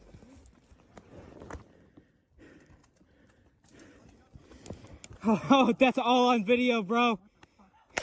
Holy shit! Oh man, you know, he said the lines that always gets everyone in trouble. You see, because there's actually a bit of a stigma here in the United States. You're never supposed to say "I got that on camera," because the thing is that karma will always bite you back. And once you say something about "I got it on camera," something will happen to you. And it literally happened to him in this film. He said, "I got it on camera," and then you can hear 2 bullets whistle right over his head right after he said that. Oh, that's all on video, bro. Holy shit! Contact! Luckily, he didn't get hit, but those were close. Yeah. Yeah, we can fucking fire too. I tell you, Starsky, this guy needs to get a voice actor role for a first-person shooter game after this war, because every single line this guy says is crisp, and it sounds like what you would expect an American soldier to say, pretty much. but still, a very interesting video, and we actually got to see the American volunteers fighting on the front lines, of course in an actual firefight. We've seen the American volunteers a decent amount throughout this war, but very rarely do we actually see video evidence of them involved in a firefight. We've seen it for the Georgians, a high amount, but never really for a large amount of other foreign legion groups. And this is a great example right here, of course, of the American Legion on the front lines fighting Ukraine. And we can actually see that this American soldier is taking the moment to throw out, I guess you could say, perfectly said American phrases. And I gotta say, I've never been more proud of a U.S. soldier or of a foreign volunteer until this video. I gotta say, the lines he said were perfect, and it makes me proud to be an American. So with that, we're going to move on to the next video from the Severodonetsk area, and these are actually two videos. They're different, but they're showing the same thing. We can actually see the Ukrainians using American-built Humvees. Of course, I'm not sure if these were provided by the United States. A lot of countries actually have Humvees, but we can see that they do have a Browning 50 cal on top, and that is different from the start of the war. Most Humvees we saw near the beginning had the Dishka on top of them, and now we can see they have the Browning 50 caliber. And so I'm going to play the video. Sadly, we can't play the audio, but we can see them driving down a road somewhere in the Lysychansk Severodonetsk area.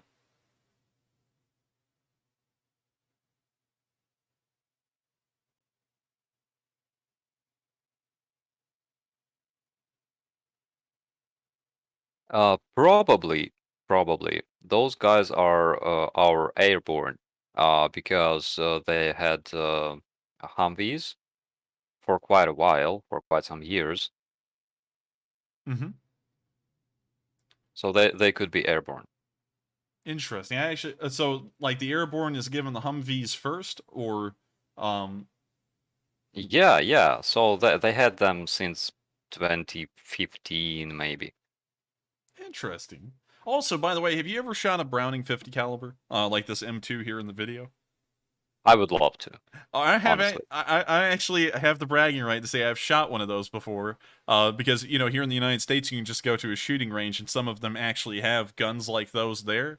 And I've got to tell you, those things are impressive, really. I mean, like even just for being a heavy machine gun, you know, obviously there's heavier hitting stuff out there, but that gun is impressive. I got to say, I'm a huge fan of the 50 cal.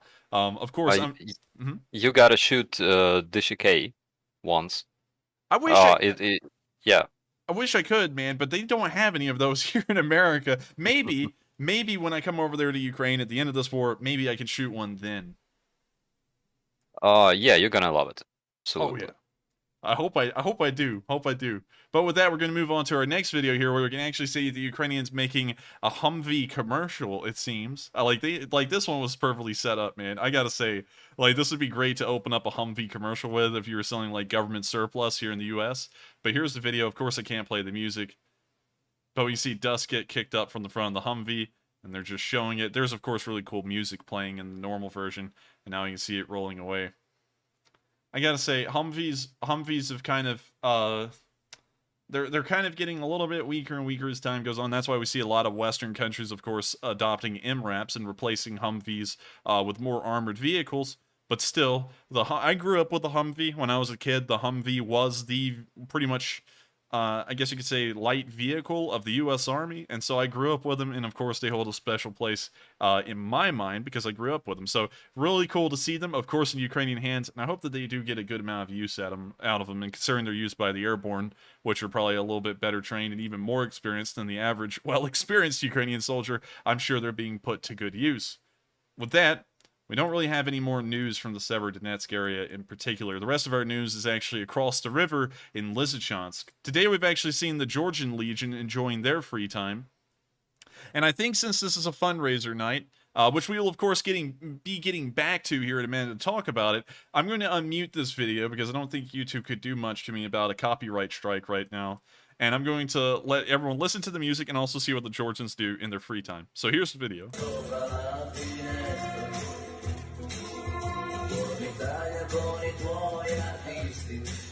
Con troppa America sui manifesti, con le canzoni, con amore, con il cuore, con più donne, sempre meno suoi. This guy's having a fun time.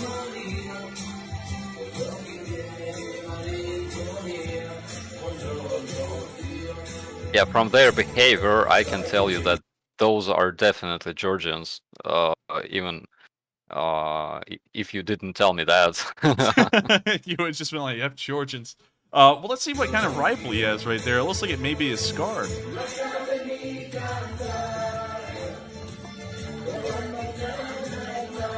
Of course, when I say let's take a look at the rifle, we never get a side look. Yeah, it's a Scar for sure. Wow, that's really nice. Every time we see the Georgians, they're actually really well equipped. I remember at the beginning of the war, they looked like they were on wild country safari in Africa because they were all carrying around 50 BMGs. Every single one of these Georgia volunteers in the video, and they were walking up to a BMP-2 that they literally obliterated with 50 cals. And now we see them with Scars. I think honestly, out of everyone, apparently the Georgians are the best equipped in this war because we see them just carrying around like the most expensive, I guess you could say small arm, if you want to call a 50 caliber rifle small arm. They're carrying around like the most expensive and modern small arms that are out there right now, which is crazy to me.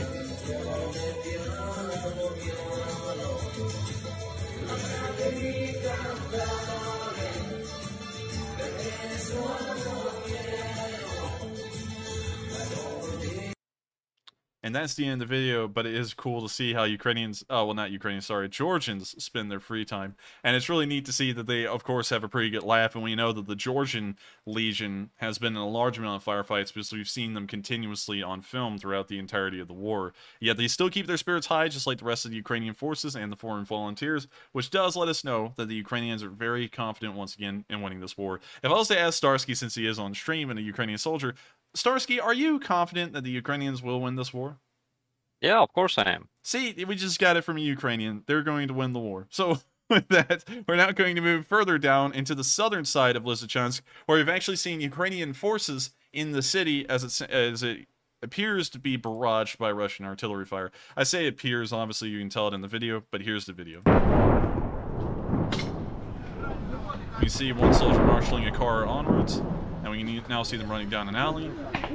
Or the poor woman that's, of course, caught in the city under the barrage, and she's having a bit of a panic attack, which is, of course, understandable. We now see them putting what appears to be a wounded soldier in this car. And we now see fires burning around the town. It sounded like there for a second it may have been a small amount of gunfire or some kind of ammunition cooking off. But as far as I know, the Russians are still a couple of miles away from Lysychansk and haven't managed to push the Ukrainians back yet. So I believe most of this damage was caused by, of course, artillery, and the sounds of maybe gunfire that we heard at the beginning of the video may have been ammunition cooking off somewhere else.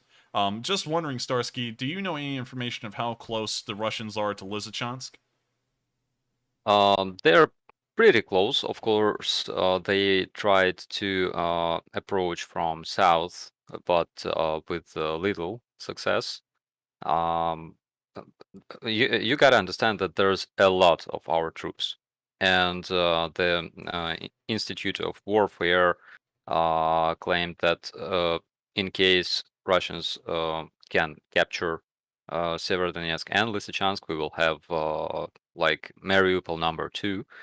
But there's a lot of our troops, like many units at this point.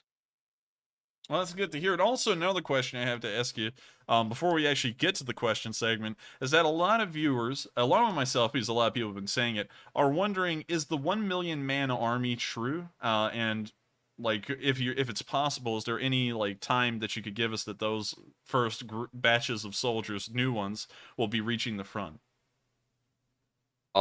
It could be true, but the fact is that we need more artillery at this point rather than infantry. Because even, bringing 1 million infantry to the front lines, while Russians are superior in artillery, in long-range artillery, it's pointless, absolutely. Okay, I was just wondering because I explained that I was like, I don't even know if the Ukrainians would have the ability to equip 1 million new soldiers. It's like, that just sounds like it'd be hard for anyone to do anyways. And so I was just wondering, a lot of people have been asking about that, and I was like, is that actually true? I was like, if it is, that's crazy, but I was like, maybe it is, I don't know. But anyways, with that, we're now going to move down towards the village of Herske. This marker is not actually accurate. It may be anywhere along this Luhansk area, but we did see Ka-52s operating in the Donbass today. So here's the video from inside of one of the cockpits of these helicopters. And something interesting to note here is that Ka-52s, and I've said this a couple of times on stream, but the Ka-52s actually have ejection seats, and they're the only helicopters in the world to have them. We can actually see them guiding some kind of a missile towards a target. It appears to be some kind of a vehicle. We can see it get hit. We didn't see another missile being launched, but let me go back and check here real quick. Okay, that is a different vehicle. I was just trying to see if the tree lines were different. I'm not sure if these are BTRs or main battle tanks. I can't really tell you. They look like BTRs of a sort. We now see the helicopters tilting up, firing off their rockets into the distance.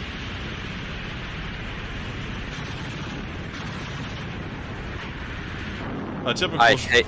I hate the sound of those rotors since Hostomel. The sound of the rotors? Yeah. Oh, I thought you meant rockets. I was like, did he mean rockets? But I've gotten, of course, I'm just sitting over here watching the video, so I'm like, there's the sound there. The sound I hate, though, is the sound of those rockets being launched. Every single time it sounds the same, and of course, with the Russians just tilting upwards like that, these rockets could be going anywhere. Because they're flying at around 150 miles per hour, so just a few extra seconds of lag time could be sending those rockets into a residential area of the city. Well, really residential area regardless, but there is no accuracy to that kind of rocket attack. It's just a, throw enough crap at the wall kind of thing, and it'll stick.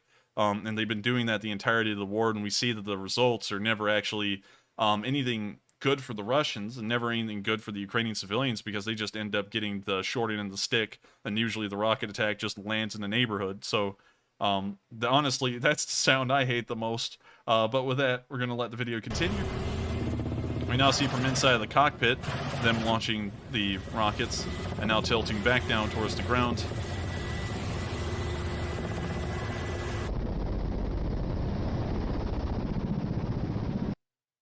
And with that, that's the end of the video. We can see them firing off another salvo of rockets. But of course, the Russians have been using helicopters to a very large amount, specifically in the Donbass, since the offensive began. And we can see today that apparently that's still continuing on, because the video did come out. While it may actually be days-old footage that the Russians have compiled and sent out today, it was sent out today, and it was included in today's news. With that, we're now going to move towards the village of Rubivka, where we can actually see that Ukrainians endured a little bit of incoming fire in this area. And so here's the video. Сука!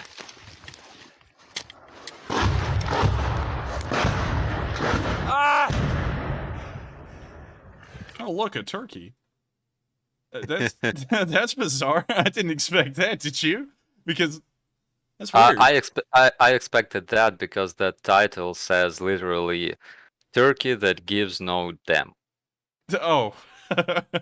I'm sitting here looking at this real. It's Starsky already knows the surprise, and I'm just sitting here watching the video to just see this turkey come wandering in.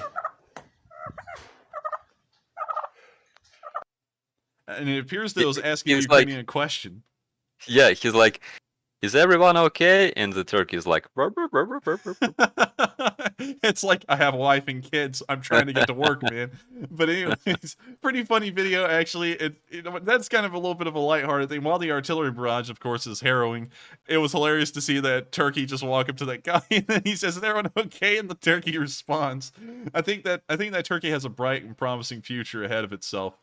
So with that, we know that the Russians have been bombarding Rubivka, which is a village near this Popasna finger, for about 2 days that we can tell on video, while of course this probably lasted for much longer than that. But for the past 2 days, we did get videos of MLRSs firing that direction, and also the actual village itself receiving that fire. Of course, the Russians haven't made any advances out of the Popasna finger. The Ukrainians still hold the T-1302 highway, which is vitally important to the logistical situation along the rest of the front lines north of that area. And so hopefully the Ukrainians can still hold on, and hopefully that turkey will give them just that extra bit of I guess you could say, morale to keep holding that line, because that turkey is there for the Ukrainians. With that, we're now going to move down to our last bit of Northern Donbass news, and then we're once again going to talk about the fundraiser, how far it's gotten, and then answer some questions. And so, the last bit of news we've gotten today, which I've been wondering about for a while, and it finally did happen today. Apparently, the geothermal plant that was near Severodonetsk, which is right here on the map, was apparently hit today and could be seen burning in the distance in this video. For a while, this thermal plant had been pretty close to the front lines, just within several miles, and today we can see that it did get hit by some kind of a bombing, and we can see it burning in the distance. Hopefully this doesn't cause too much, I guess you could say, strain on the Ukrainian electrical grid. I'm not even sure if it was still online at the time it was hit, considering it was so close to the front lines, but it is still unfortunate to see. And so with that, we're now going to move out of the northern Donbass area, and we're now going to start moving down to the southern front and the rest of the news we have for tonight. But before we do that, we're of course going to pause and talk about that fundraiser, which looks like it's doing really good right now, and then we're going to answer some questions from the chat. And so with that, Matthew, what do we got for the fundraiser? Okay, so we are currently sitting at $9.6 thousand on the fundraiser. Granted, we do have some way to go until we reach our goal, but we are making pretty good progress, and I want to thank everybody for contributing, even if it's a smaller donation like $5 or a donation all the way up to $200. They all make a difference, and they add up in the bigger picture. So thank you to all of you for that. And Enforcer, when you're ready, I am ready with a list of our top donors of the night. And go right ahead. I'd like to hear what people have done so far. All right, so we have a $200 donation from a few people here. We have one from BC Skyman, Paolo Corradini, and EFF. And then we have a couple of $100 donations. We have one from Dima Tikachenko, Bill Vanderpool, MMC, Dutch Arjen, Kim D, Zuan Tran, Jim Darby. And then we have a few $50 donations. We have one from Jim Darby, LG, Sylvester the Cat, Rustin Rott, and John Boyer. And let me make sure I didn't miss any that just came in here. And it looks like we are A-OK. So thank you to all of you for your support. You are our top donors of the night, and we appreciate your generosity very much. And I've got to say again, I thank you all so much. We've gotten a $9.6 thousand already in the stream. And I've got to say, it's honestly impressive that we can always come together and raise massive amounts of support for Ukraine. These fundraisers are huge every single time we do them, and no matter what goal we set, we are always just rocketing towards them throughout the entirety of the stream. And so I thank you all so much once again, and I hope that y'all do support if possible. Of course, every little bit helps, and by sending in even $5, you may be contributing to saving someone's life in Ukraine through surgery that they may need. And Doctors Without Borders, of course, provides a decent amount of emergency surgeries and stuff like that wherever they are, and we do know that they have a decent amount of hospitals and triage centers set up within Ukraine to help out the civilians, and I believe some soldiers as well. So please help to support. Of course, it helps out a huge deal, and any bit helps. We're at $9.8 thousand.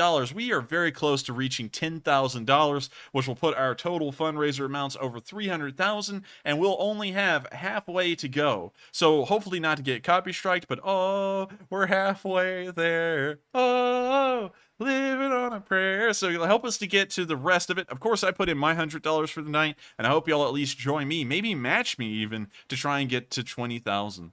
So with that, I thank you all so much once again. It's impressive to see these fundraisers be the way they are. And if Starsky would like to add a little bit of a word, he can as well. Yeah, it's absolutely amazing. And you said $300,000 is the total amount of a fundraiser. Mm-hmm. That's crazy. It really is, honestly. Yeah. So as a representative of military, I can say thank you very much for doing that. It's a very great job. Very great job. Oh my God. But yeah, actually, guys, it's amazing because nobody expected that people from all around the world will be supporting us, will be helping us, and yeah, we are surprised and still surprised, but we all appreciate what you do, guys. Well, I thank you so much once again for the kind words, Starsky. Of course, the Lee Spring Army is always heavily appreciative of all the kind words they get. They're an incredible group of people, and they're constantly doing the best they can to help out everyone as possible in Ukraine. And it's incredible, honestly, to see the level of support that they give, and it's impressive to think that this channel is able to do that. And so I got to thank you all once again, all of the great, wonderful members of the Lee Spring Army, and I've heard a lot of legends tonight that have, of course, thrown in their support, like BC Skyman and everyone else. I've seen Hoodoo Texas and a load of others, and I've got to thank you all so much once again for supporting these Sunday night fundraisers. This is always impressive to me, and I can never believe every single time we do these that we get the support that the goal is set at. And so with that, we're now going to move on to some questions and answer those, and then we're going to move on to the rest of the news for the night. And so with that, what do we got, Matthew? And Enforcer, before we move on, I just want to mention that we just hit $10,000 on the fundraiser. Hey, well, we just actually reached $300,000 total raised, and I gotta thank y'all so much once again for helping us to reach that goal. This channel, just for y'all to know, this channel started off, once again, to go through the whole story, at around 100 subscribers when this war started, and I was a gaming channel. I switched over to a current event and news channels and started doing this every single day. On day 4, for some reason, the YouTube algorithm chose me to start climbing the ladder, and I gained 1.7 thousand subscribers on that one single day on day 4, and from then on, this channel kept on rocketing up higher and higher. We were able to finally get monetized. We finally reached the threshold to be able to run these fundraisers because we had to reach the monetization threshold first. And we ran our first Sunday night fundraiser, and it was able to reach $30,000 in one night. And after that, we've run a Sunday night fundraiser every single Sunday for every single week that this war has been going on. And over that course of time, we've somehow managed to raise $300,000 for Ukraine. It's honestly unbelievable to me to think about how far this channel has gotten. And we're now around 75,000 subscribers. We may even be up to 76,000 by the end of the night. And it's just honestly unbelievable to me. And I got to thank you all so much once again. And I still see massive amounts of support flowing through, like Vadim Zador, who just put in $200, Heather Fitzgibbon, who donated 20, Mirwin, who donated 20, Anonymous with 10, Sharon Tukolsky with 50, Router Help with $5, Anonymous with 50, and it just keeps on coming in. And it's unbelievable to think that we're always able to get this kind of support for the fundraisers and are able to reach these goals. And I'm appreciative to every single one of y'all. Starsky is as well, and all the people in Ukraine who are always getting the help and assistance that we're helping these nonprofits to provide. If they could thank y'all too, I'm sure they would. And so, with that, I hope y'all have enjoyed the heartfelt little speech I gave to y'all about how far we've all gotten and what we've done, because honestly, it's impressive. And there's very few groups on YouTube that can say that they've gotten this far with helping out Ukraine, and it's all due to y'all. And so with that, thank you once again. And we're now going to move on to a couple of questions and answer those, and then we're going to move on to the rest of the news.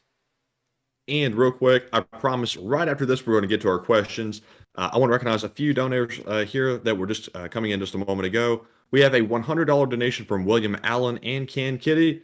And then we have a couple of $50 donations. We have one from Aaron Myram, Michael Tchonik, and then one from Sharon Tukolsky. So thank you very much to all of you for your support. And also thank you to Vadim as well for putting in that $200 donation. And now it is time to get to the questions.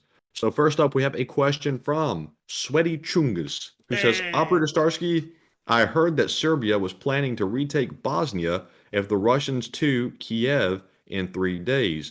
Any truth to this? I am not sure. I know that a lot of Serbians unfortunately support Russia in this war. Not only during this invasion, there were a lot of Serbian volunteers on the front lines since 2014. A lot of Serbian snipers. But again, I have received a lot of supportive commentaries from Serbians on my channel, for example, that say that not all Serbians support Russia. Obviously, because there's a big cultural, economical, and all other differences between Europe and the world that Russia represents. So uh, I don't think that it could be true. Probably a bunch of those lunatics that support Putin's dictatorship. Probably they thought about it, but I'm not sure that whole Serbians would want to take Bosnia. So with that, I hope that does answer the question. I had never heard about that either, and I think that that would be something very questionable. I don't know if Bosnia. Let's pull up NATO members because that may answer the question immediately. Images. Let's find a map, and Bosnia has aspirations to join. So it's actually Serbia and Bosnia, and I believe Kosovo as well, which is right here, that are not in NATO yet. So that could have been a possibility, but I feel like that's something that wouldn't have happened because that would pretty much just be, I guess you could say, the Yugoslavian War 2.0. From instead of being in the 90s, it'll be in the 2020s.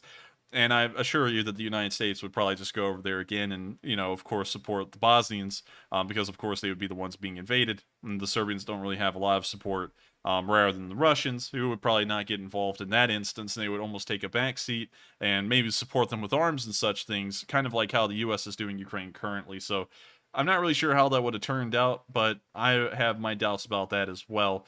A lot of, we won't go through that. I hope that answers the question.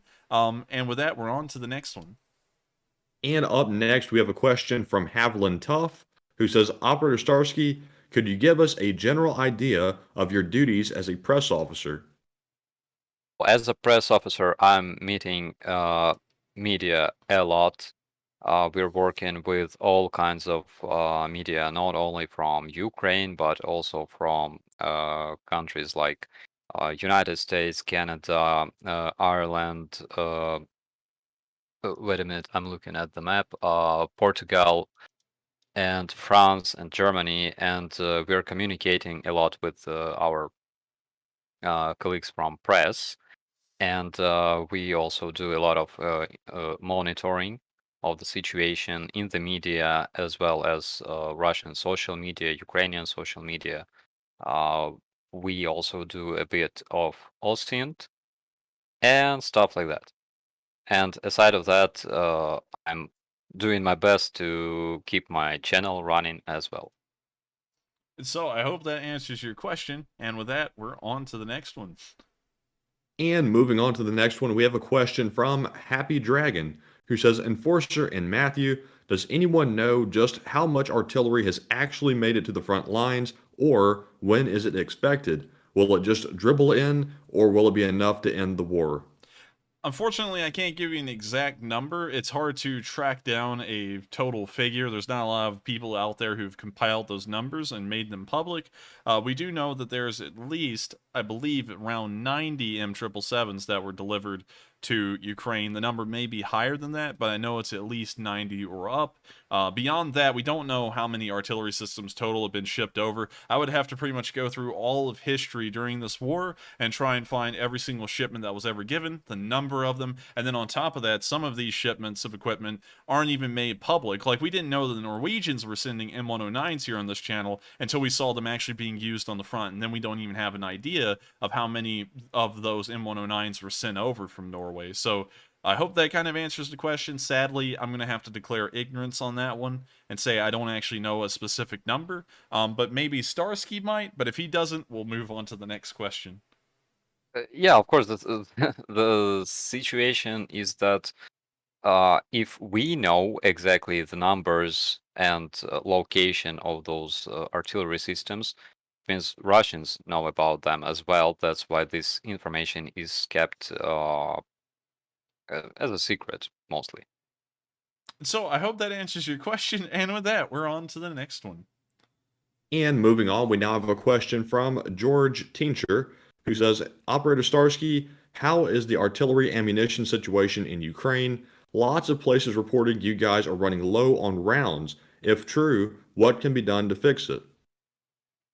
It is true, and what can be done is more ammunition, basically, because yeah, we had such situation when we were receiving artillery, but we had zero ammunition to use that artillery. So yeah, we need ammunition, and we need a lot of it. And so I hope that answers your question. Also, to add a little bit to it, a way that you can help the Ukrainians get the ammunition, and of course, every little bit helps, and so just doing this simple thing can, of course, help out a lot. But if you would like to contact your your government official, your representative, senator, or anyone in your local government, not of course the city level, state level perhaps, and call them and let them know that you would like for more aid to be sent to Ukraine, and maybe talk about them desperately needing ammunition. And if enough people call in to their representatives and congressmen, these congressmen may hear the same message said to them so many times, and of course relate to them, that they'll then start arguing for that in Congress itself, and then eventually that may be sent over. And so if you would like to help the Ukrainians try and get a little bit of ammunition, of course that's a way you can help out a lot, as of course contacting your government officials and telling them that you would like more ammunition to be sent over to Ukraine, so that way they can continue on the fight and hopefully push the Russians back eventually. And so with that, I hope that does answer the question. And I just saw, great news, we've reached $11,000, so we're technically just a little over halfway there. I'm not going to sing that song again because it was awful, but we're a little over halfway there, and we just got, man, did you see that? Kaltenberg putting in a $500 donation. Good job, Kaltenberg. That is tremendous. Golly. Kaltenberg, thank you so much once again for supporting this channel and also supporting these Sunday night fundraisers. That is huge. I think that may be the largest single donation we've seen all night long. Is that correct, Matthew? Yes, I believe it is. Dang. That's impressive. I thank you so much for the support, Kaltenberg. That, of course, helps out the Ukrainians a large deal, and everyone is greatly appreciative for your support and helping the Ukrainians to take a little bit of a burden off of their medical system. And so with that, we're going to answer one more question, just one more question in this segment, and then we're going to move on to the southern news and the news from around the world, and then return back to Ukraine for President Zelensky's speech.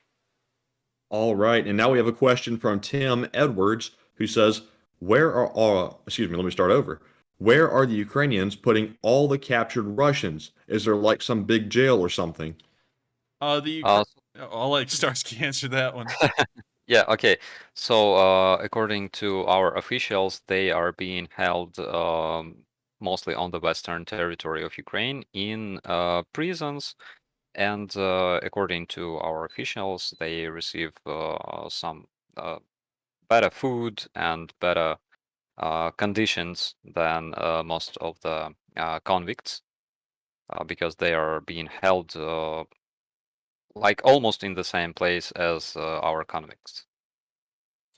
Interesting. So, pretty much the tourists are being put in jail. Yeah. Interesting. Once again, these tourists aren't really the great kind. They're kind of like football hooligans, but we'll touch on them a little bit later. But with that, I hope that does answer the question. We've reached the end of this question segment. We will answer as many questions as we can by the end of the night, but I once again highly recommend to everyone that y'all do donate to the fundraiser. These fundraisers actually do a lot of help for the Ukrainians by supporting these nonprofits. And once again, I would like to note, since I did not say this tonight, that my fundraisers and also any ways that you can support this channel are always done through a YouTube system. And the reason why I do this through YouTube Give, like you're seeing right here with the little pop-up window in the live chat, is because there's no way that a scam can possibly occur. YouTube is operating this account 100%. When you send in $100 of a donation into this fundraiser, that $100 goes straight from your pocket to a account that is operated completely by YouTube. So I cannot touch this whatsoever. So the scam side of things is completely removed as a point of discussion, unless if you're just a Russian bot trying to do something to stir up trouble. And so Enforcer, I have a quick question for Starsky, real quick. A lot of viewers have been asking it, including Kaltenberg. And since he is being so generous tonight, I just want to go ahead and add that question in real quick, if you don't mind. Oh, no, not a problem. So, Operator Starsky, we are having quite a big debate on this channel recently about a pretty contentious topic. So I'm going to ask you the question. Do you like Spam, and do Ukrainians eat it? We have something similar to Spam. It's called tushonka. in Ukrainian and in Russian as well. So yeah, we do. Do you like it though? All right. You gotta try it. It's fine. It's fine. But would you pick to eat it? We must get an answer, Starsky. We must get an answer. Well, I would prefer sushi probably over spam. Yes. No, I agree. Oh, I lost the spam thing. Oh no, man. Well, anyways, I hope that answers the question for Kaltenberg. And with that, we're going to move on down the rest of the news, and then finally wrap up with a speech from Zelensky, and then answer questions for the rest of the night. But to get back to what I was saying about the fundraisers, of course, after you send in the money, which does not touch my hands at all and goes straight into a YouTube account, YouTube will then cover 100% of the costs. So if you send in $100 of support to Doctors Without Borders, unlike how they do the super chats where they take 30%, they take nothing of the support you gave to that fundraiser, and they send $100 of it to that fundraiser, and they cover all of the fees involved.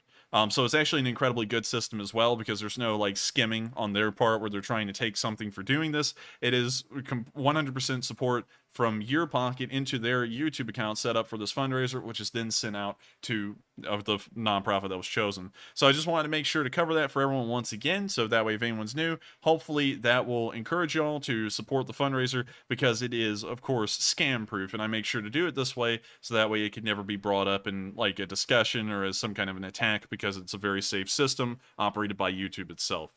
So with that, I hope everyone gives a huge thanks to YouTube for doing that, while they can be not thanked for other things, like copywriting all of my videos that have copyrighted music in them.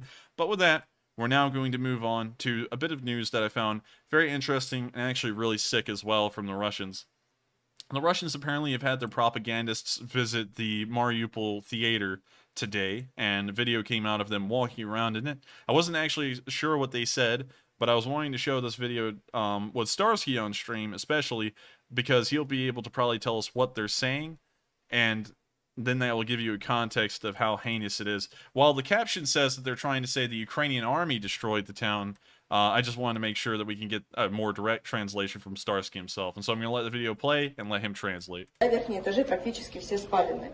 Все позиции были заняты украинскими вооруженными формированиями еще 22 февраля. То есть они изначально не собирались выходить за черту города и вести, ну, как настоящие воины, как это прописано в методах ведения войны.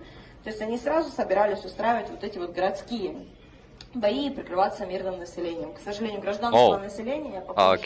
Can you pause that, please? So she says that the positions in this theater, the top floor of this theater, there were positions of Ukrainian troops that were organized on 22nd of February, like 2 days before the invasion. And she says that they were prepared to fight inside the city, and they didn't want to move out of the city like true warriors that would happen in real life, of course. And that's all she said so far? Yeah. Well, that's stupid. I mean, like, why in the world would soldiers move out of a more defensible position to walk out into the open and get shot down just to look more manly? That doesn't make any sense. Anyways, I'm going to let you translate the rest of the video.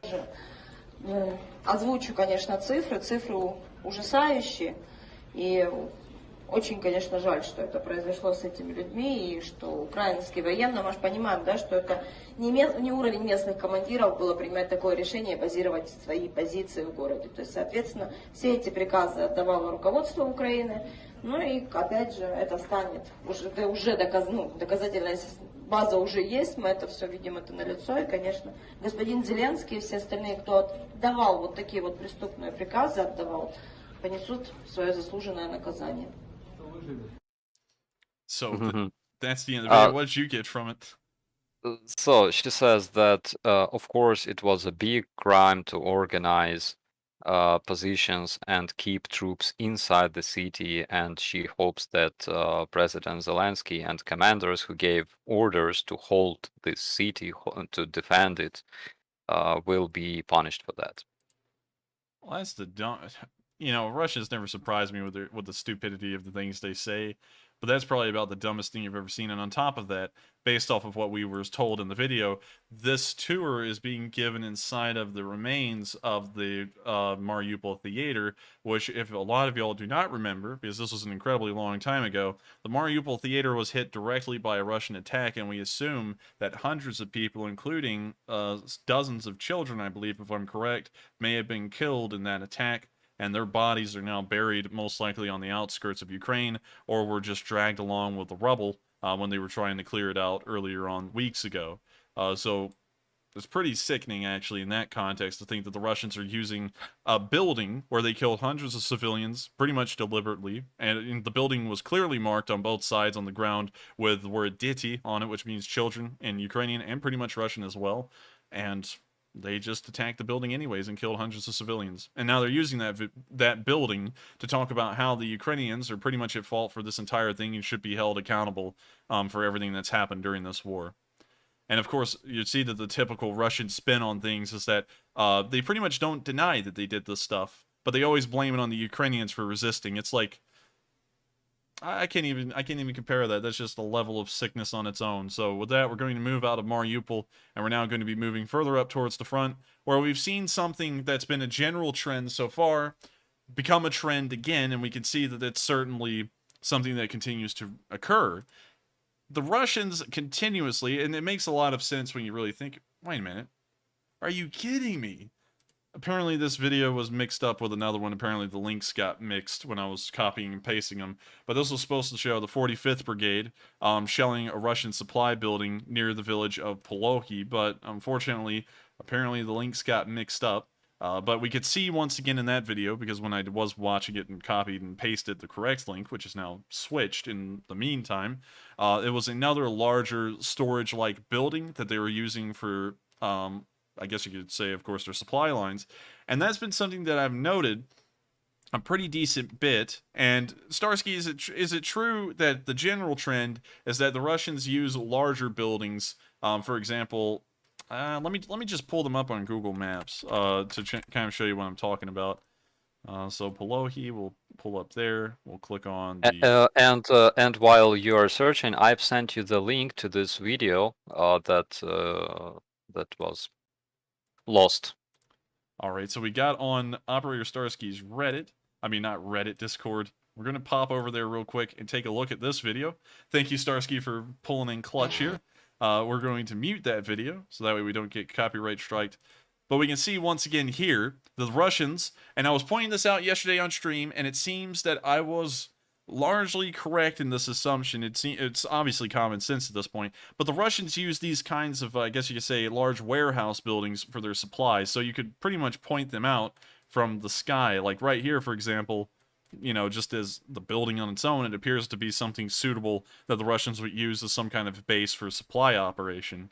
You can find other kinds of compounds like this one, most likely be used for supplies. In fact, nope, that's a different one, but it's very similar in its layout. In fact, I don't know how old that satellite footage is, but that layout of that area looks very similar to that one. But anyways, we're going to let this video continue. I don't know what that said, unfortunately. Says those fortifications against tanks, you know. Oh, tank traps. Tank traps, yeah. More tank traps. Yeah, same here.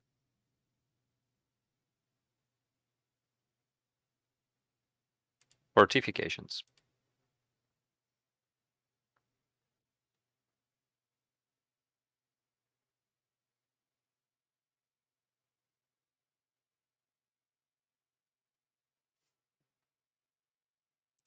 Okay, so on the left there's personnel, on the right there's fuel storage, and in the bottom we see the ammunition storage.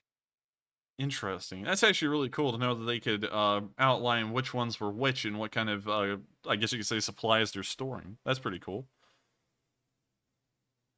I guess they may have been scouting out this place for a pretty good bit. We can see the first shell come in, and of course it's way off the mark, and this is normal. When I say it's way off the mark, you're about to see the second shot most likely land directly in the middle of the compound, and this is kind of the this is kind of the standard whenever you watch a Ukrainian artillery video, of an artillery barrage, is that the first shot always is well off, and then they adjust the fire, and then it's always dead on, and they're hitting these units with pinpoint accuracy from then. And we can now see that the second shell has gotten very close to the base, may actually be hitting something outside of it. And now we can finally see the third shell hitting directly onto one of these supply buildings, and it looks like it may have already caught something on fire based off of the thick black smoke, when usually the smoke from the artillery is light gray or white. We can now we can clearly see that a fire has been started in 2 spots of the area. We can now see the 4th shell land in the middle of a courtyard. And we can see that the central building has now burned to the ground completely. And also another interesting thing that maybe I'm just imagining things, but that looks like they marked this supply compound with a large white Z.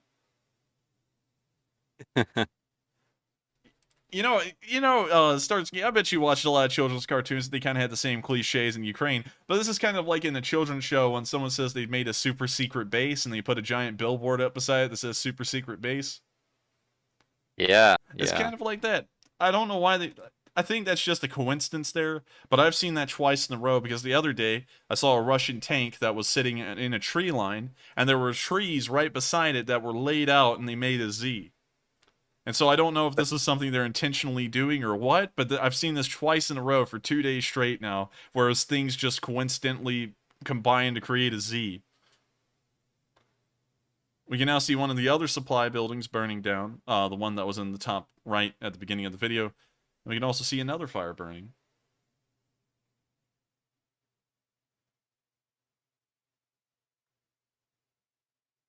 I guess you could say that Z is there because the Russians at that supply base will be sleeping very soon, and I don't think they'll be getting up. So that we can see on Google Maps, like I was saying earlier, the Russians usually use these larger storage-like compounds for their supply operations. Obviously, when dealing with a large amount of supplies, you do have to have a larger area to work with. And so bigger buildings like these are pretty much their only options. They can't be using smaller, I guess you could say, houses like these, because of course that would be very inefficient to use pretty much an entire neighborhood block and fill each house with different kinds of supplies, and then have trucks having to, drive around these houses and try and pick that stuff up. So far, we haven't seen that before. We're constantly seeing that larger buildings, much like this compound here, perhaps, would be used for supplies. And so, I bet, of course, the Ukrainian armed forces has picked up on this, and that's why they probably scout out these larger, I guess you could say, supply. I don't really know how to describe it, like a supplies suitable building or a compound or whatnot, and that's why we keep on seeing them destroying these logistical hubs at such a rate, at almost like 1 or 2 a day, because they're so obviously found, because the buildings have to be of a certain size for them to actually work as bases for the Russians.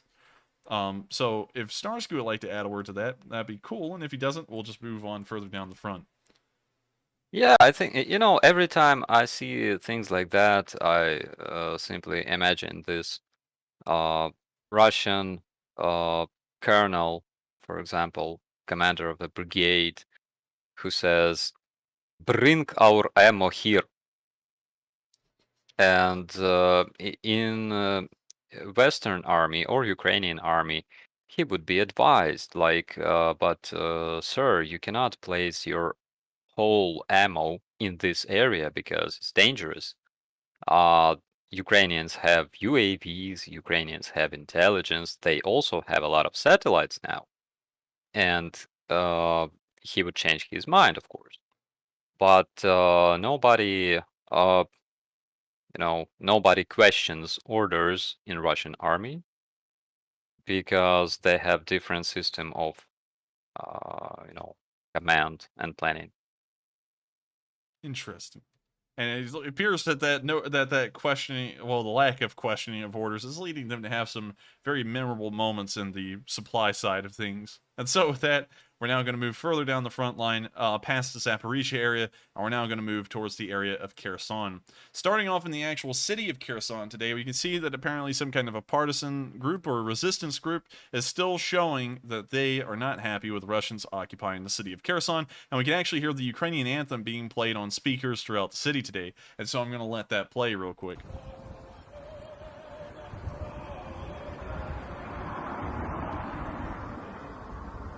and you can just hear it very faintly, but it is there, and it does let us know that there is apparently still an active group of Ukrainians that are resisting the Russian occupation through these areas. And by and large, whenever we get the opportunity to see videos from occupied areas, they're never showing a large amount of Ukrainians supporting the Russians. And we also saw at the beginning the Russians pretended that the people of Kherson were happy to see the Russians, and they set up these fake videos where they were handing out winter clothes and stuff, like the Ukrainians were like deprived of clothing, and it just didn't make a lot of sense. And then later on we actually got a video showing that that clip was staged. So with that, we're now going to move further up the front lines towards the area of Limanets, although this is not an accurate marker. It could be anywhere near this Kherson, I guess you could say, finger, if you'd like to call it that. And we can see Ukrainian servicemen firing a mortar towards the Russian positions. And so here's the video.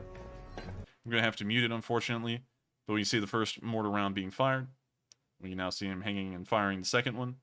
And we can now see a view downrange of what this mortar is hitting.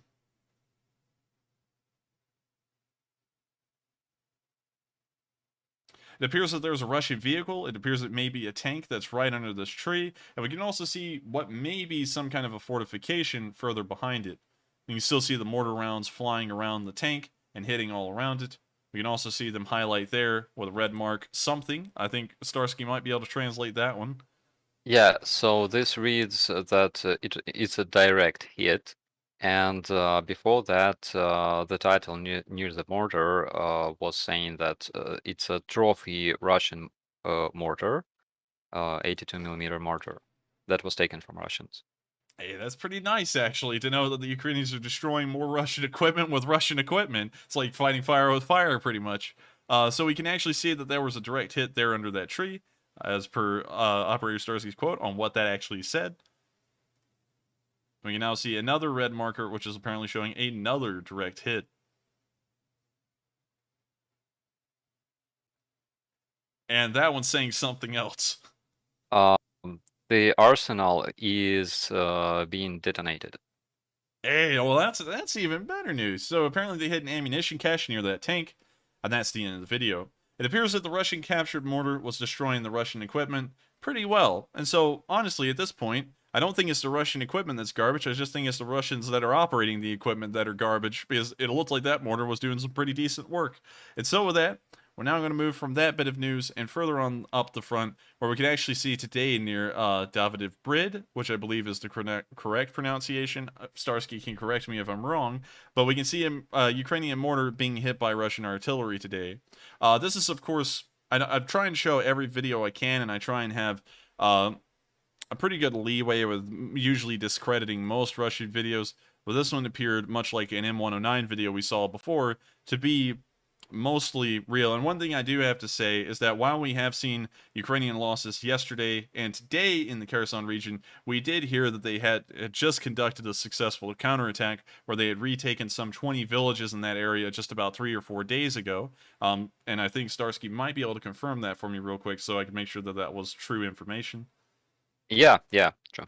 And so we can see that over the past 2 days, the Ukrainians have taken losses. While it's unfortunate, of course, it's always unfortunate for the Ukrainians to take losses, one must note that losses are, of course, inevitable in war. And on top of that, they've managed to take back so much ground over the past few weeks in the Kherson area that these losses aren't putting the Ukrainians in any kind of jeopardy. These may just be the losses because the Ukrainians are on the offensive in this area, and offensives always incur a higher rate of casualties. But here we can see this Russian drone looking at mortar crews, and it appears that a round hit dead on to a mortar crew here on the side. We're not sure if any of the Ukrainian crew was wounded or killed, but we can see some ammunition apparently burning off from this attack.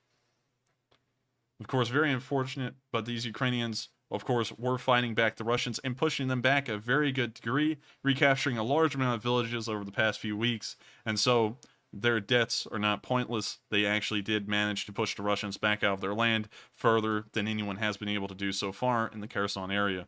So I hope that the other mortar crew that appears to be over here was all right and got out of the area fine. I'm assuming they did, or the Russians would have shown them being hit as well.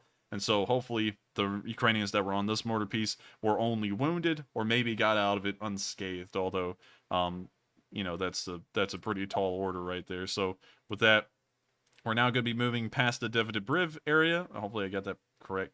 Davidiv Briv. And we're now going to be moving towards Mykolaiv, where today we can actually see that the Russian artillery was peppering the outskirts of Mykolaiv. We can actually see a large wheat fire, it seems, occurring out here in the outskirts of Mykolaiv Russian as well. artillery hit 20-30 minutes ago.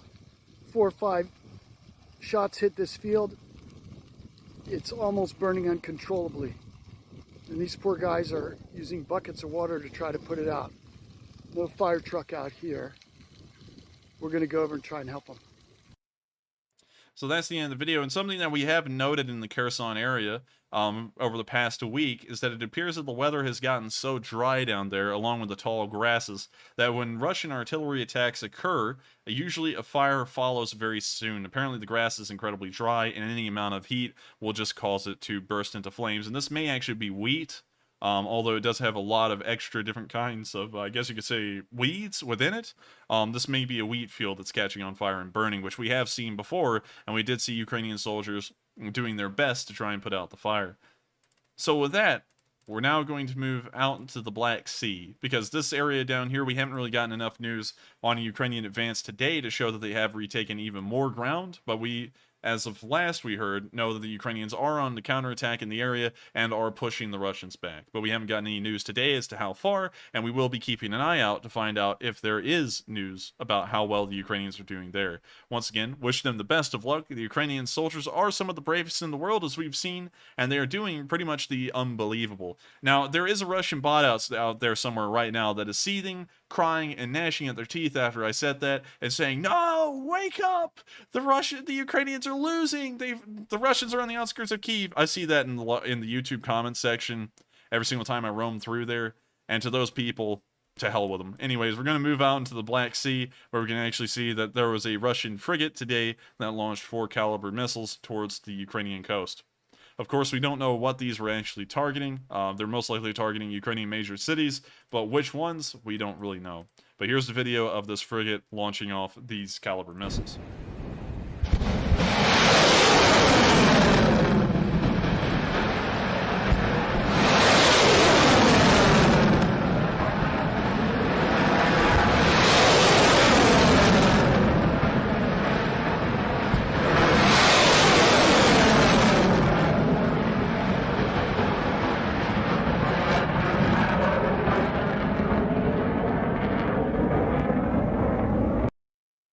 And that's the end of the video, and of course we see that the Russians are firing more ballistic missiles into Ukraine, and they may be heading towards population centers and subsequently hitting residential areas and potentially killing even more civilians, and once again committing more war crimes against Ukraine, as usual. So with that, we're now going to be moving out of Ukraine, and we're now going to be moving to Poland. Now, I don't know where this football game was actually held, sadly, but one of the teams was Polish, the other one was Dutch, so it's kind of a little tied into which country is this going to be in. Is it going to be Polish or Dutch? But I put it in Poland, so that way it'd be closer to Ukraine, and I remember to cover it. Football hooligans, and I believe that Starsky can talk about this point very well, considering he is in Ukraine, and European football is a huge, well, not as huge a deal in Ukraine as other countries, but still pretty big. Football hooligans are pretty wild people. They usually fight other teams' football hooligans as well, and they never really get along with any other team's hooligans. But we can see that even with the differences in between the football teams and clubs, we can see that the Dutch and the Polish football hooligans actually united today after the match in between the two teams, and were shouting F Putin in Polish. So here's the video, and it was actually pretty funny. So here it is. Putin, kurwa! Putin, kurwa! Putin, kurwa! Putin, kurwa! Putin, kurwa! Putin, kurwa! Putin, kurwa! Putin, kurwa! Fuck Russia! Fuck Russia!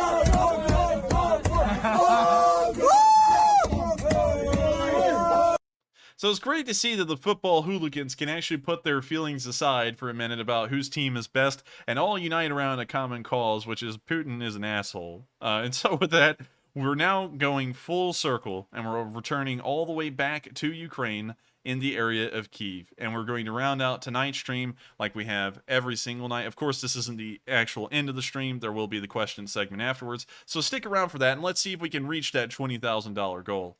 And so with that, here is the speech from President Zelensky here on day 109 of the war. He seems pretty exhausted in this video, and I would have to agree with him. A 109-day-long war, and being the president of a country that has been at war this long, and doing as much as he has, I would assume that I would be very exhausted as well. And so, here is the video. Українці, українки, всі наші захисники і захисниці. Після ракетного удару по Тернопільській області в лікарнях досі перебувають 10 людей. Не було жодного тактичного чи стратегічного сенсу в цьому ударі, як і в абсолютній більшості інших російських ударів. Це терор. Просто терор. Серед постраждалих дівчинка, їй 12 років, вона з Харкова. Вона поїхала на Тернопільщину, щоб врятуватися від російської армії. І саме такі факти тепер визначатимуть сприйняття Росії у світі. Не Петро І, ні Лев Толстой, а діти.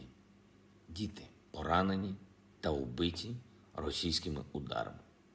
Сьогодні вже 109-й день повномасштабної війни, але далеко не 109-й день, коли ми говоримо партнерам дуже просту річ. Україні потрібні системи сучасної протиракетної оборони. Постачання таких систем було можливим і цьогоріч, і минулого року, і ще раніше, якщо чесно. Чи отримали ми їх? Ні. Чи потрібні вони нам? Так. Набралося вже 2606 ствердних відповідей на це запитання у вигляді різних російських крилатих ракет, які ударили по українським містам. По нашим містам, по нашим селам за час від 24 лютого. Це життя, яке можна було би врятувати, це трагедії, які можна було би запобігти, якби до України дослухались. Ключова тактична мета окупантів не змінилась. Вони тиснуть у Северодонецьку, там продовжуються дуже жорстокі бої буквально за кожен метр. А також тиснуть в напрямку на Лисичанськ, Бахмут, Слов'янськ тощо. Російська армія пробує завести на Донбас резервні сили, але які в них можуть бути резерви зараз? Схоже, спробують кинути в бій слабо підготовлених строковиків і тих, кого зібрали за рахунок прихованої мобілізації. Російські генерали розглядають своїх людей просто як гарматне м'ясо, яке їм потрібно, щоб забезпечувати перевагу у кількості живої сили, у кількості військової техніки. І це означає лише одне. Росія ще в червні може перетнути межу в 40 тисяч своїх втрачених військових. В жодній іншій війні за багато десятиліть вони стільки не втрачали. Підготував звернення до Американського єврейського комітету. Сьогодні в Нью-Йорку почався глобальний форум, який організований комітетом. Це одна з найбільш впливових структур, яка дуже допомагає просувати рішення для нашого захисту. Закликав їх ще подвоїти зусилля, щоб ми отримали більше сучасної зброї, більше фінансової підтримки для нашої держави, щоб ми могли швидше закінчити цю війну. На тижні продовжую звертатись до парламентів країн-партнерів, зокрема до парламенту Чехії. Заплановано і багато переговорів різного рівня з нашими європейськими політиками. Щодня працюємо з Євросоюзом щодо кандидатського статусу для України, і нашою державою зроблено все заради позитивної відповіді. Питання лише в рішучості деяких європейських лідерів. Продовжимо роботу для полегшення доступу українських товарів на усі важливі ринки світу. Вже скасовані мита в торгівлі з Європейським Союзом. Сполучені Штати Америки вже застосовують безмитний режим для української сталі. Канада скасувала мита. Такий же режим запрацює найближчим часом з Британією. Очікуємо лібералізації торгівлі від Австралії. Сьогодні розпочалась міністерська конференція членів Світової організації торгівлі. Перед її початком представники 57 держав зібрались на спеціальний захід солідарності з Україною. І я вдячний їм, кожному і кожній за це. А за результатами цієї міжурядової конференції дізнаємось, зокрема, і строки ухвалення рішення про торговельні послаблення для України ще від Швейцарії, від Норвегії, Ліхтенштейну, Ісландії. Тож тиждень буде серйозним, і я вірю, що будуть хороші новини для України. Дуже дякую всім, хто захищає нашу державу. Вічна пам'ять усім, хто віддав своє життя за Україну. Слава Україні! And with that, that is the end of the speech from President Zelensky here on day 109. And that concludes our news segment for the night. We're now going to be moving into the question segment, where we're going to try and answer as many questions as possible, me and Starsky combined. And so, with that, if you were here for the news segment alone, thank you so much for watching. If you would like to subscribe, we do run these streams every single day of the week, except for Mondays, and we also upload summaries every single day of the week, except for Mondays as well. The streams come on every single night at 10 p.m. Eastern Time and cover the past 24 hours of the war in Ukraine, from then till the next segment, 24 hours later. So, with that in mind, I thank you all so much for watching if you're about to leave. And with that, for the rest of y'all, the fun is just beginning, as the question segment is going to go on for a good while, and we're going to hype the hell out of this fundraiser and get it to that $20,000 goal. And so with that, Matthew, how is the fundraiser doing, and who are the big supporters so far?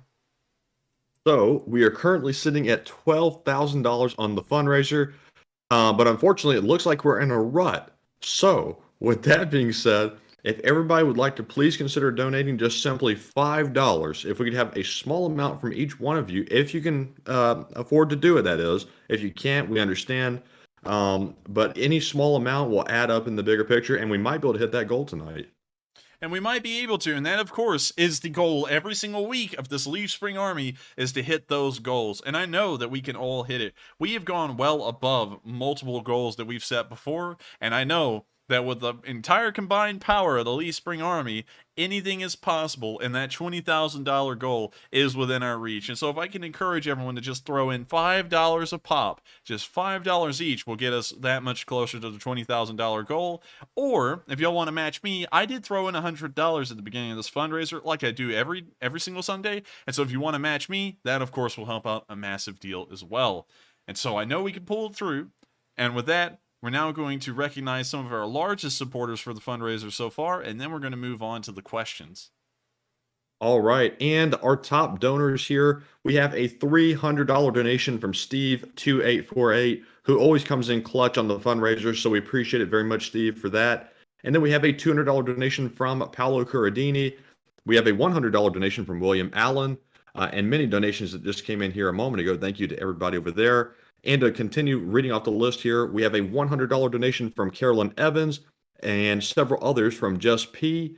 And we have, let's see, a $50 donation from Cubato King, David Krepp, and No Fear 4x4. And thank you all that are throwing in donations there. Oh my, okay, I thought it said 25,000 for a minute. I was about to say, wow, somebody's doing crazy support. But yes, thank you to everybody throwing in the support tonight. And I'm confident, I doubted you before, and I'm confident we can reach that 20,000 tonight. I just feel it. I know we can. We've already surpassed 13,000. We have 7,000 left to reach that $20,000 goal, and we've already made it so far. And I know we can make it that little bit extra further to make it to 20,000. Thank you so much, Michael Stackpole, for putting in $100. Miss K with 10, Larry Pickett with 5, of course, Diffuse 56 pulling in clutch with a 5, Meg Hefner throwing in 20, Anonymous for 20, Rated PG with 20, Lazaro Earlio with 30, S Moore for 10, Joseph Wright with 50, PM with 25, a whole bunch of anonymous donations, Ashley with 5, Adam Smith with 20. We've got a whole load coming in now. More anonymous donations. Elizabeth G with 20. LP with 5. And just keeps on flowing in. And the faster we get this flowing in, the closer we get to 20K. And the closer we get to 20K, the better off we are. And so I highly encourage everyone to donate if you can. It helps out a great deal. And of course, if it helps for Starsky to throw in a word, it helps out a lot. And that's one of the main reasons he comes on here during these Sundays, is because they're able to help get so much support to Ukraine through multiple different ways. And so if Starsky would like to throw in a word, hopefully that rallies the Leaf Spring Army a little bit more to get that little extra bit over the top. Yeah, here in Ukraine we had a saying that everyone is a volunteer.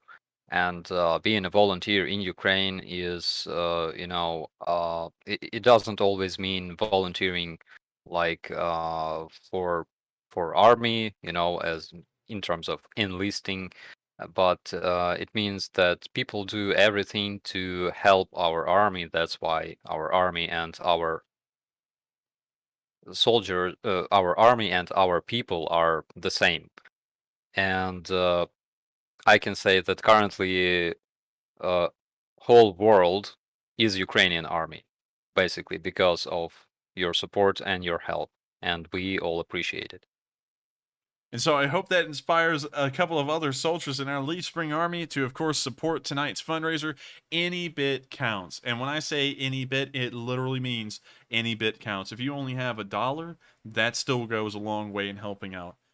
So with that, we are getting probably close to the threshold of 13,000. We're probably about to go into the $14,000 range, which means we'll only be $6,000 away from our goal. We're pretty much just counting down the thousands, which sounds crazy, but we're counting down the thousands to that goal where we're finally going to be able to reach that $20,000 goal, and another $20,000 will be sent to Doctors Without Borders, which is helping out Ukrainians in Ukraine during this war right now, and have been doing that for an incredibly long time, ever since the war started.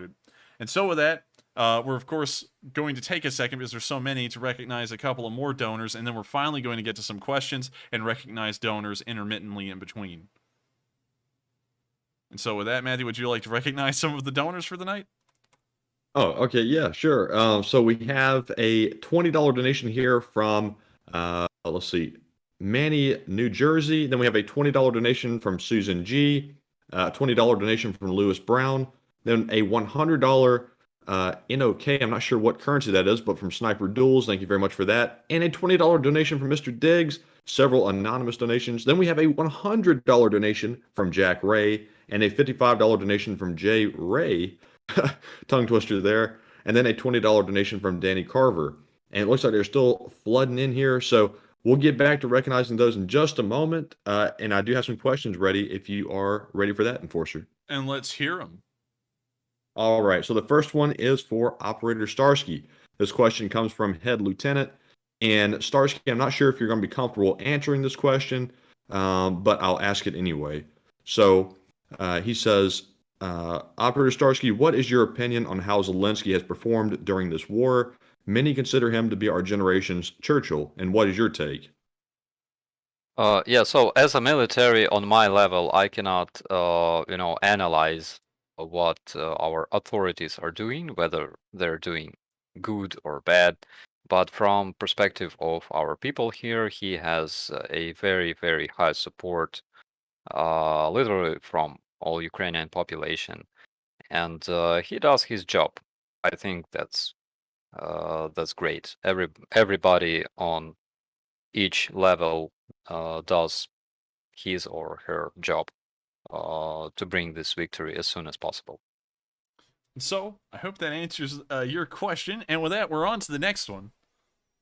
And next up, we have a question from Diffuse56, who says, Enforcer Matt and Enforcer, here's a question for Operator Starsky. Is there some reason that the Ukrainians did not blow up the bridge when they retreated across the river? Which bridge? Which bridge? Yeah. That's a good question. He just says the bridge. The bridge on the river. There's one bridge on one river. Sadly, I think I can answer for Starsky here. I don't know which bridge. We don't know, and both of us don't know which bridge on which river you're talking about, because there's a lot of rivers in Ukraine and a lot of bridges. So I hope. And I will say, Diffuse, if you want to clarify that question, please put it in the live chat, and I will definitely revisit that one if you'd like to specify the river and the bridge. So with that being said, our next question is from McCarthy, who says, Operator Starsky, do you get to see your family much these days? Take care of yourself and get some good rest. Thank you so much. I'm trying to rest whenever I can. So yeah, I met my father the other day. I brought him, those rolling cigarettes that you gotta roll yourself, because that's his favorite ones. and he was very, very happy because we had a shortage of those for some reason here in Ukraine, but now it seems okay. So yeah, from time to time I have opportunity to meet my family. So I hope that answers the question. And with that, we're on to the next one. All right. And next up, we have a question from Robert Gandera, who says, Enforcer Matt, which is better, the M2 or the Dishka? I'm not sure if you're asking me directly, but I think it might be the M2. But I'm not really very familiar with the Dishka, so I'm not sure. The Dishka, I'll of course let Starsky have his turn answering after I answer, but the Dishka and the M2, while separate systems, they do both fire a caliber that's very similar. Of course, the US M2 uses the 50 BMG. The Dishka uses a very similar round. It's a 50 caliber, but it's not a 50 BMG. So in that perspective, they're practically the same in terms of the caliber. I believe the rate of fire may be slightly different, but it seems to be negligibly different. And so honestly, they're practically the same machine gun, just designed differently, and of course having completely different origins. The Dishka is a Soviet-made heavy machine gun. The M2 is an American-made heavy machine gun. Of course, made by our man, myth, and legend here in the United States, John Moses Browning. And so I hope that answers the question, at least on my end. And I'm going to hand it over to Starsky, who will, of course, give his opinion on which one is better. I used DCK. You don't have letter in English, so it's like DCK. So we used this machine gun a lot, and we still do. Years ago, when we were deployed on the Severodonetsk Bulge, we had one on our position, and it's pretty nice. I cannot say that it's very precise machine gun, but it has a great range. It's about 300 and 800 meters, about 3,800 meters, and we used it at different ranges from the range of 600 meters to 3,000 meters. So yeah, it's pretty impressive. Even this NSV, Russian big caliber gun, it has smaller range, even though it has a higher rate of fire and it's lighter, but it has smaller range. So yeah, we're pretty happy with that. And funny fact is that DCK was made in 1938, I believe, and it's still in use. There we go. Dishka, 1938, Soviet heavy machine gun. So this thing served through World War II as well, and a whole bunch of other wars. And look at all the users. Jeez, there's a lot of them. We got Somalia, we got North Korea, we've got Serbia, we got Saudi Arabia. We've got, wow, we got a lot of countries here. We're gonna skip past that though. But when was the M2 Browning made? M2 Browning. 1933. So the M2 Browning actually dates the Dishka by 1938, 1933, 5 years. So the M2 Browning is 5 years older than the Dishka, and everyone in America still swears by this thing, which is pretty funny. Also, another thing, I think the M1919, which was made in 1919, is still in service with a large amount of countries to this day. Let me check who is operating this, though, because I know that the U.S. is largely not operating it at all. Current Informer users. So here's the list that you can see, Starsky, of all the current Informer users. It looks like the Republic of China, also a lot of people call it Taiwan, but I refuse to call it that. It's the Republic of China, which is a completely separate country than the People's Republic of China. They still use it. We can see that apparently France has used it. You've got a lot of countries here that have used this thing at one point or another, including the United Kingdom. Of course, they probably don't use it still, but the 1919, honestly, is probably one of the oldest serving machine guns. Well, that's not true, because both the Ukrainians and the Russians are using Maxim guns, which are older than this even. But still, this is a pretty heavily used machine gun that's still used to this day from 1919, which is honestly insane to think about. But with that. Really cool history though, and it kind of shows how long-lived firearms can be even in the modern world when people think that progress is always continuing, and that everything's always brand new and maybe just a decade old at best. There are systems out there that are still used as the primary weapon of choice that are decades, if not nearly 100 years old at this point. And so with that, I hope that was a little interesting tidbit for everyone, because I was actually interested and pretty amazed to see that the M2 Browning actually dates the Dishka by just a few years. So with that, we're going to move on to the next question. I hope that answered that one pretty well. All right, and we are now going to revisit the question from Diffuse 56. We have gotten clarification on the specifics, so I'll read it again. So he said, question for Operator Starsky, is there some reason that the Ukrainians did not blow up the bridge when they retreated across the river behind Severodonetsk?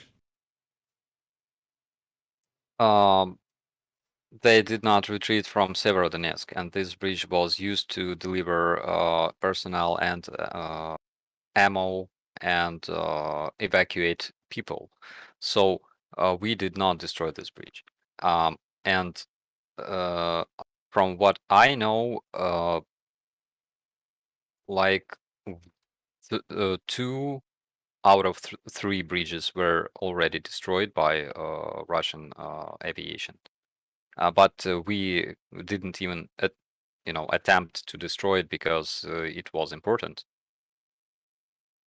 And so I hope that answers the question. And I haven't heard of the Ukrainians deliberately destroying bridges in between Severodonetsk and Lysychansk either. We have heard about the Russians attacking them with artillery and destroying, I believe, a couple of them. But I've never heard of the Ukrainians deliberately destroying one, because the Ukrainians still have forces on the other side of the river, and that would be about as bad as the Battle of Vienna, where Napoleon's army was retreating out of the city, and then some French corporal just blows up the bridge with 30,000 soldiers still stuck in Vienna. So I don't think they'd be wanting to do that, because that'd be a massive blunder, and that would cause a disarray and chaos in Severodonetsk, because they'd be completely cut off from supplies, reinforcements, or a route of retreat. And so I hope that answers the question. And with that, we're going to move on to the next one.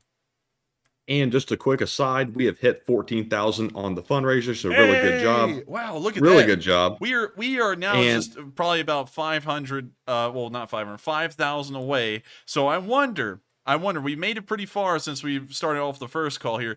Will a second call help us to get on up to 20K? I wonder, and we're going to see as we answer the next questions, if we can get even closer to 20K. I know we can do it. It's the Lee Spring Army, and nothing in this army is impossible. And with that, we're on to the next question. And real quick, I want to say thank you to Johnny Wishbone for putting in that $100 donation. And thank you to Ruben Valencia for putting in that $50 donation. And thank you to everybody else who's donating as well. So moving back to the questions, because I know everybody is anxious to get their questions answered. Let's see here. The next one we have is from Mick Ranger, who says, I would like to know what Operator Starsky knows about Russian soldiers rebelling against their own commanders. Yeah, we've had this information for quite a while. We had one case of tank crew actually killing their commander with a tank.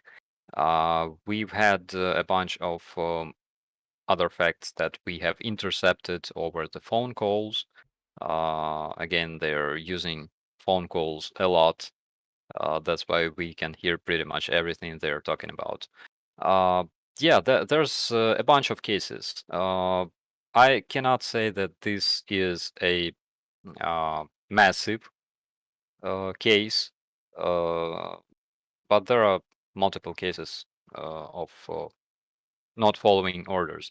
The reason why they continue following orders is that in some cases they are forced to. So, for example, one of our prisoners told us, it wasn't on camera, he told us that their commanders would either shoot those who don't obey, or sometimes they would throw grenades and kill those soldiers who don't want to follow orders, things like that.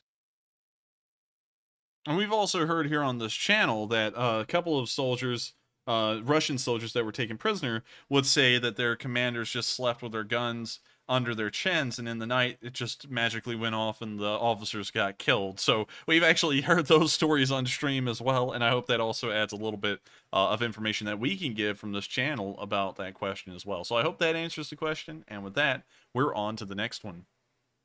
And next up, let me say thank you to Jess P for putting in that $150 donation, and thank you to Jeff Stark for putting in that $100 donation.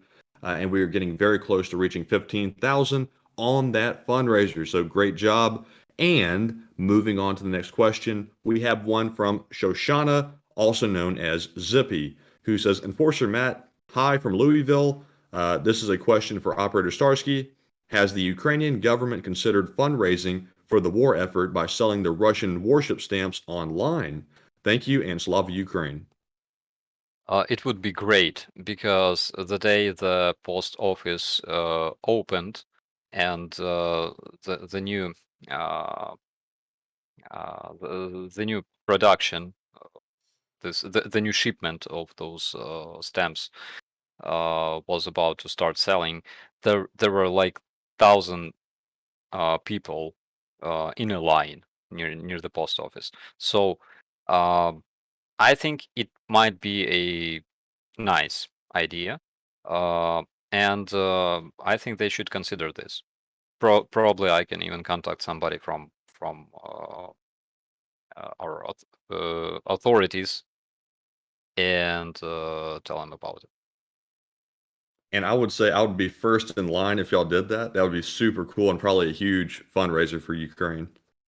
Yeah, I bet. I would definitely get one of those stamps for sure. And so with that, I hope that answers the question, and we're going to move on to the next one. All right. And next up, we have a question from Pakatang, who says, Operator Starsky, has Ukraine shut off or destroyed the Russian pipelines that run through Ukraine? No, we didn't, because I think there are still some of those pipelines functioning. I'm not sure, actually. I gotta learn more about this.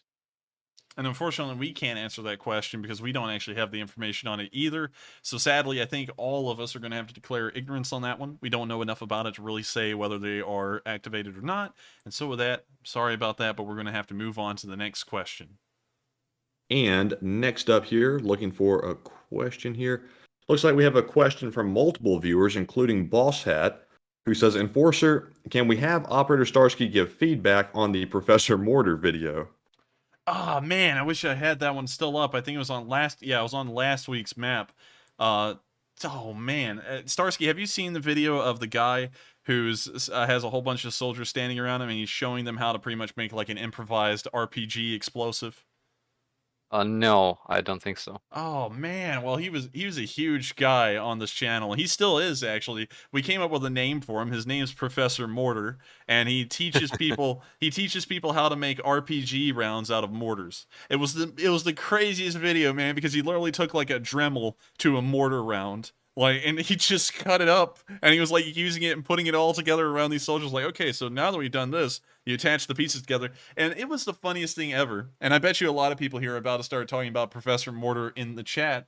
But it's a huge deal here, and I hate you haven't heard of it, and I wish I could pull up the video, but I would have to literally go through like the archive of like 15 maps I've got at this point to find it, and it would take forever. So with that, we're going to move on to the next question. But to answer that question a little bit, apparently Starsky has not heard about Professor Mortar, but I hope he does soon. But with that, we're on to the next question. And next up, we have a question from one of our longtime channel legends, BC Skyman, who says, Operator Starsky, do you agree with the Enforcer's map? Yeah, pretty much. I mostly have information regarding my part of interest, which is Severodonetsk and Lysychansk. And yeah, it looks pretty much true.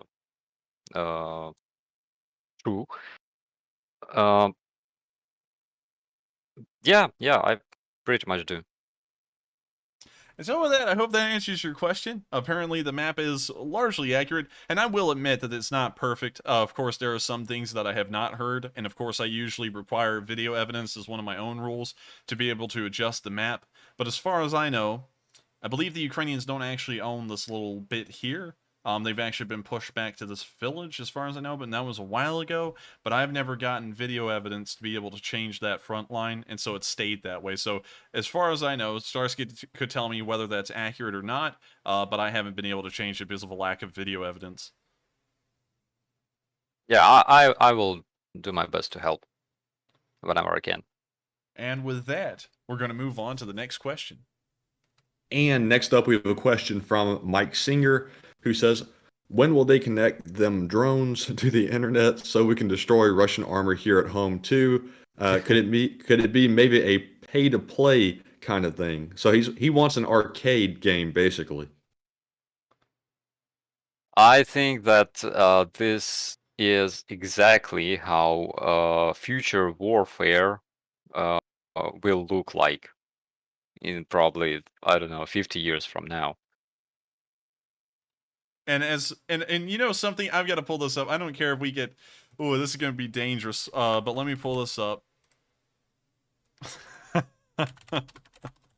Oh, 1 second, Starsky, you're gonna love this.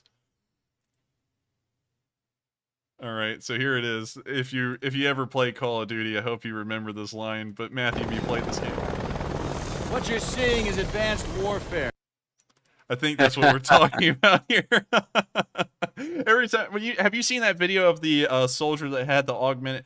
You know, I call it a VR headset, but of course, there's someone out there who's like, it's augmented reality. But did you see the guy with the VR headset on, and he was riding on the back of the APC, and they launched the drone off of the APC while it was moving?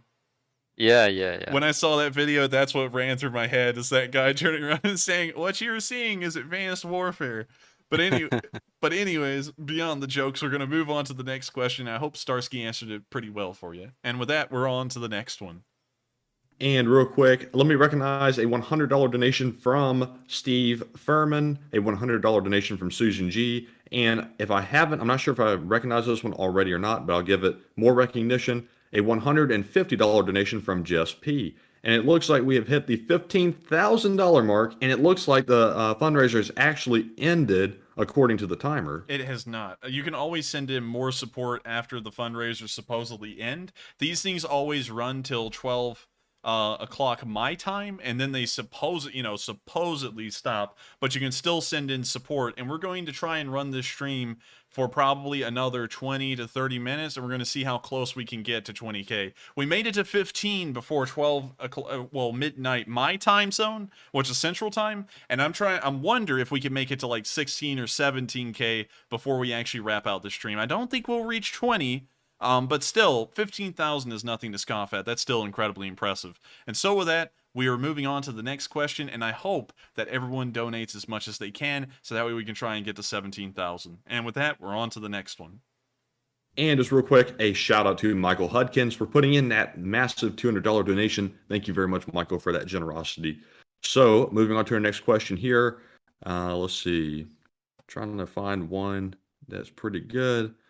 So we have a question from Ezo448 who says, Enforcer, after Ukraine wins, would you agree that developing a dominant air force would be their #1 priority in terms of military capability? It's of course, I guess you could say a key aspect of a modern nation's military is to have a large air force, but one does have to remember that when thinking of the context of a large air force, for most countries, getting to the level that the United States is at, where you have thousands, almost 10,000 aircraft or more just sitting around, like in the U.S. Navy and the Air Force, most countries cannot do that. For example, the British only have around 120 fighter aircraft, and most countries are hovering around that number. Let me make sure I'm correct in that. Royal Air Force aircraft. I believe they only have something like 120 Eurofighter Typhoons, which is their entire fighter wing in the Air Force. Let's see here. These are all... hang on now. Oh, man, I'm going to have to go through here and find the numbers. They have 101 Eurofighter Typhoons in service, 137 in total, but apparently about 20-something airframes have been taken out of service for one reason or another. But we can tell right here that the British Air Force, which is considered fairly large for a normal country, is actually quite small.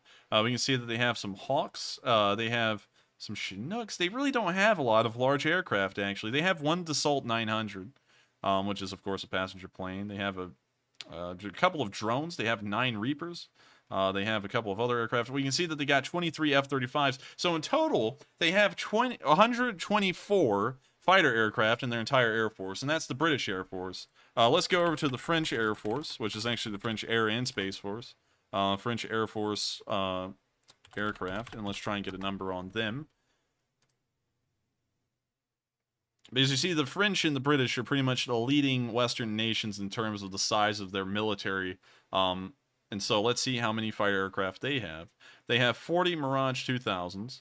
They have, well, actually, they have 40 Mirage 2000Cs, 68 Mirage 2000Ds, and 96 Rafales. So actually, the French Air Force is considerably larger than the British Air Force, but still only 200 fighter aircraft in total. And we can see beyond that, they don't have any other kind of aircraft. There are no bombers of any sort in the French Air Force. It's all Rafales or Mirage 2000s. And so with that in perspective, the Ukrainian Air Force, which we'll try and find some original numbers for, Ukrainian Air Force numbers. We'll just type in aircraft and get the original pre-war figure. Ukrainian Air Force, let's go down to the aircraft. And we can see here that they had 32 Su-27s, 12 Su-24s, 51 MiG-29s, and 17 Su-25s. And if we were to count all of those, although Su-25s and Su-24s are really just medium bombers or close support aircraft, if we add all of those together, 51 plus 12 plus 17 plus 32, they had 112 aircraft, which is actually on par with how many fighter aircraft the Royal Air Force has. And so in that perspective, they actually had a pretty sizable Air Force starting off in this war. I would think, of course, they have taken losses. I don't know how many they have, but it would be important to rebuild their Air Force after this war and make sure that it's at least that size or maybe just a little bit larger. And one also does have to remember that the Ukrainians have a smaller economy and therefore a smaller budget than a country, for example, like the United Kingdom or France. And so they then do have to weigh that into the, I guess you could say, projection of what kind of aircraft they could actually buy and support, considering that they do cost a certain amount to originally buy and then maintain. And so I hope that that long rabbit hole answer answered the question, at least in some way. And with that, we're going to move on to the next question. And let me give a shout out to Cliff Bingham for putting in a $75 donation and a $50 donation from Yoli H. Thank you very much to both of you for your support of the fundraiser. And Enforcer, I'm getting a lot of people badgering me about the Professor Mortar video. So they're telling me it was on day 101 of the stream around the 37-minute mark, if you'd like to show it to them. All right, so we'll pull it up real quick. I'm sorry, Starsky, you will have to watch it.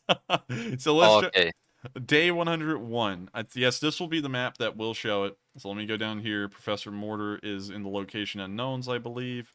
Oh, there's so many of them.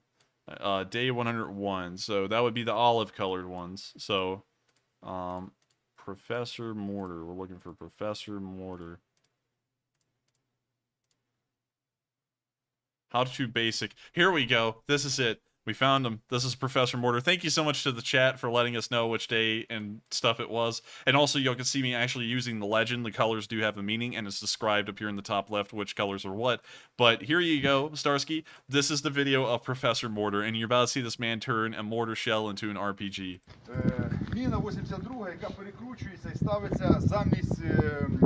I already know what he's talking about. Is this so?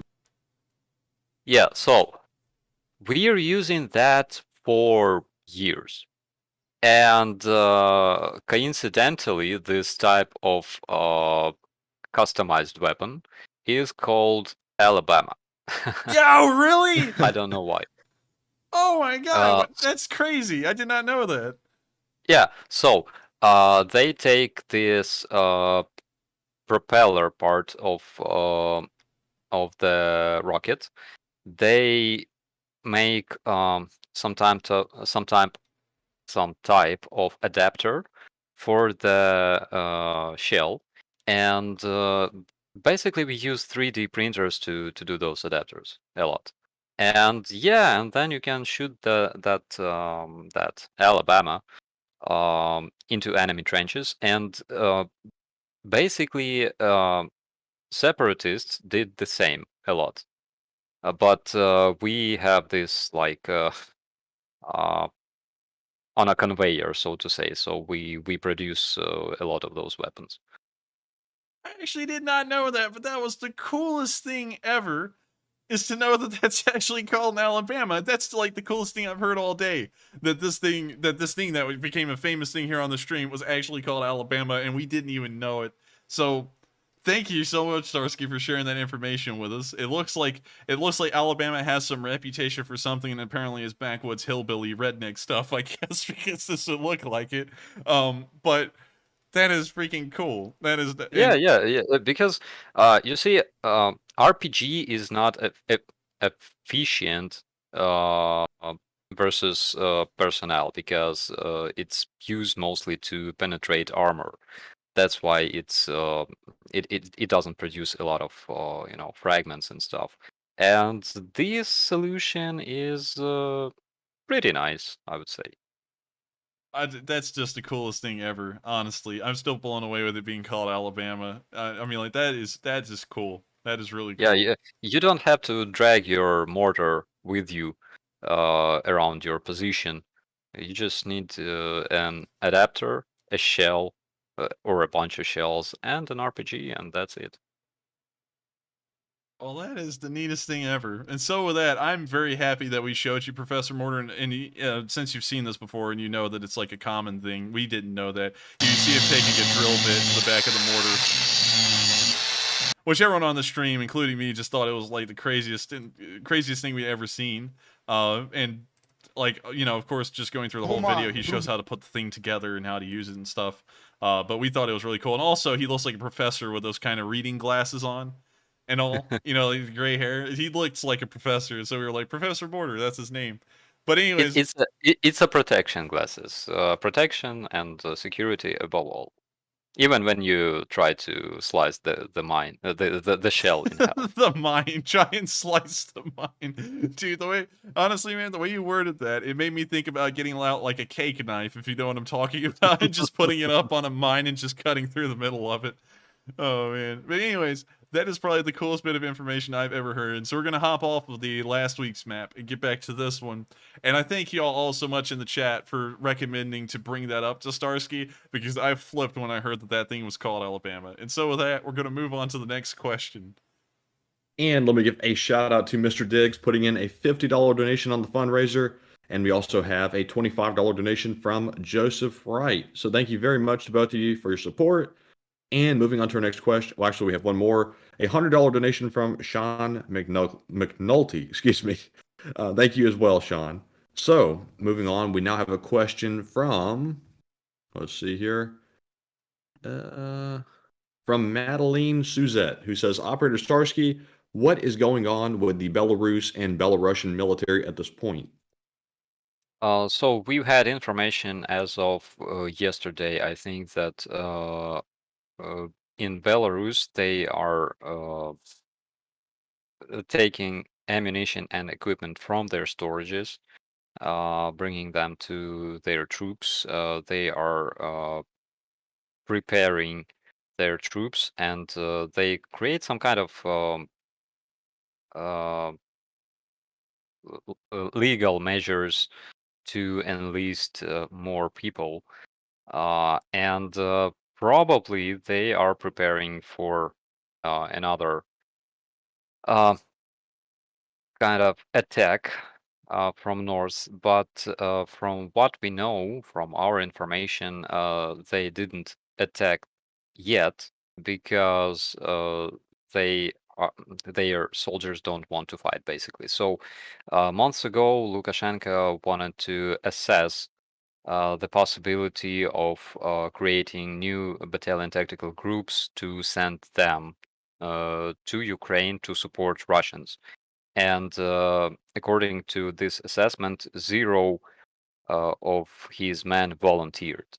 And I think he had a bunch of those assessments, and they all show that Belarusian soldiers don't want to fight in Ukraine. And so, with that, I think that answers your question. I think Starsky can answer that better than I can because I don't really know much about the Belarusian situation. And so, with that, we're going to move on to the next question. And next up, I'm going to ask another question from Madeline Suzette, who says, Operator Starsky, what is Ukraine going to do with the Donetsk and Luhansk Russian sympathizers, if you would, please? With their sabotagers? I think he may be talking about sympathizers on the Ukrainian side that are trying to help them out, or the people within that area once it's recaptured, if it ever is. Sympathizers. Yeah. So it's a very interesting topic that I discussed for years, probably, because in areas of Donetsk and Luhansk, as well as Crimea, for example, there are generations that were born and they already attend school, and those generations have never heard Ukrainian language, basically because they were born and raised on occupied territories. That's why it's a very hard topic, and I think that we will have to create some kind of measures to integrate them back into Ukraine somehow. But we should understand that sooner or later this war will end, like any other war, and there will be no more shooting, no more hate or stuff like that, and people will deal with this. So I think that we will find some kind of way to reintegrate them back into Ukraine, into Ukrainian society, and of course we will do it, in the easiest and most efficient way possible. So with that, I hope that does answer your question. And of course, it's actually an interesting one when you really think about it. And so I hope that does answer it. I think that might be something we delve into like in a deep dive later on. But don't want to do that here on this stream because I do want to try and answer as many questions as we can. And just for everyone to know, we're not going to be setting a figure as to how many questions we're going to be answering from here. We're going to keep answering questions until 12:30, and then the stream will end after we answer that last question. And so with that, we're on to the next one. So up next, we have a question from Sweaty Chongus again, who says, Operator Starsky, I ran into 3 Ukrainians who were carp fishing in California about 2 weeks ago. Do you do any fishing during peacetime? Oh my God. So, okay, I tried. I honestly tried and I failed. So I bought spinning. It was like last year. I bought spinning.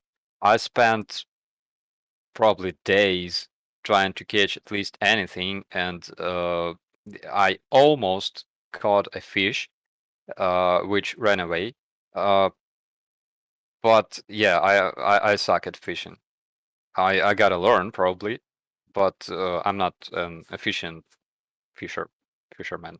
I also don't do good at fishing. I've tried a couple of times before, and the biggest thing I ever caught was like the size of like half my hand, and so it was like a guppy.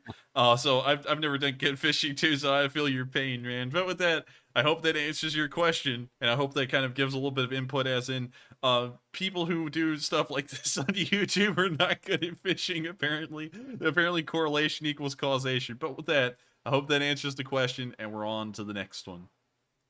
And I have to say, I thought that question was about to be a joke. When I read the first part of it, I thought he was about to say something else, but it turned into just an innocent question. So thank you for the question, Sweaty Chungus. We appreciate it.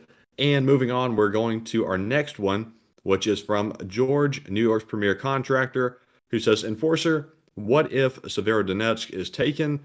Do you think that Putler will settle then? I don't think he would settle then, because even right now with the smallest war goal they've laid out, we haven't heard them back off of capturing the entirety of the Donbass, and so I believe they would still have to spread out in their minds to try and take Slovyansk, Kramatorsk, and once they take those major cities, maybe then they would give up. And of course, this isn't a hypothetical situation where somehow the Russians actually managed to break through the Ukrainian lines nearly unopposed, and then they would maybe stretch out and try and take the rest of the actual borders of the Donetsk Oblast. But in all actuality, if the Russians were to take Severodonetsk, it would be very similar to how they took Liman. Liman was captured, and now the Russians are stuck trying to fight the Ukrainian forces, which are now on the hill line that's right along the Severodonetsk River here. And then even if they push them off the hill, they then have to fjord the river to the other side and then create a foothold on the other side of the river. And if they were able to take Severodonetsk, in a hypothetical situation, the Ukrainians would just retreat onto the other side of the Severodonetsk River, and then they would be overlooking the Russians on the bluff that pretty much travels this whole entire length of the Donetsk River from north to south. And so the Russians would have to fight the Ukrainians on a hill and then also fjord a river to actually assault this ridge line, I guess you could call it. And so in that regard, if they capture Severodonetsk, it doesn't mean that the front line is going to be in a very bad situation. In fact, the Ukrainians may be in a better defensive position then than they are now. But of course, Severodonetsk is important to hold in its own right because it is on the other side of the Severodonetsk River, one of Ukraine's last holdings on the other side of the river in this entire area. And so, of course, it is important for them to hold. And on top of that, it is, I guess you could say, a key city in this area with a population of something like 120,000 people.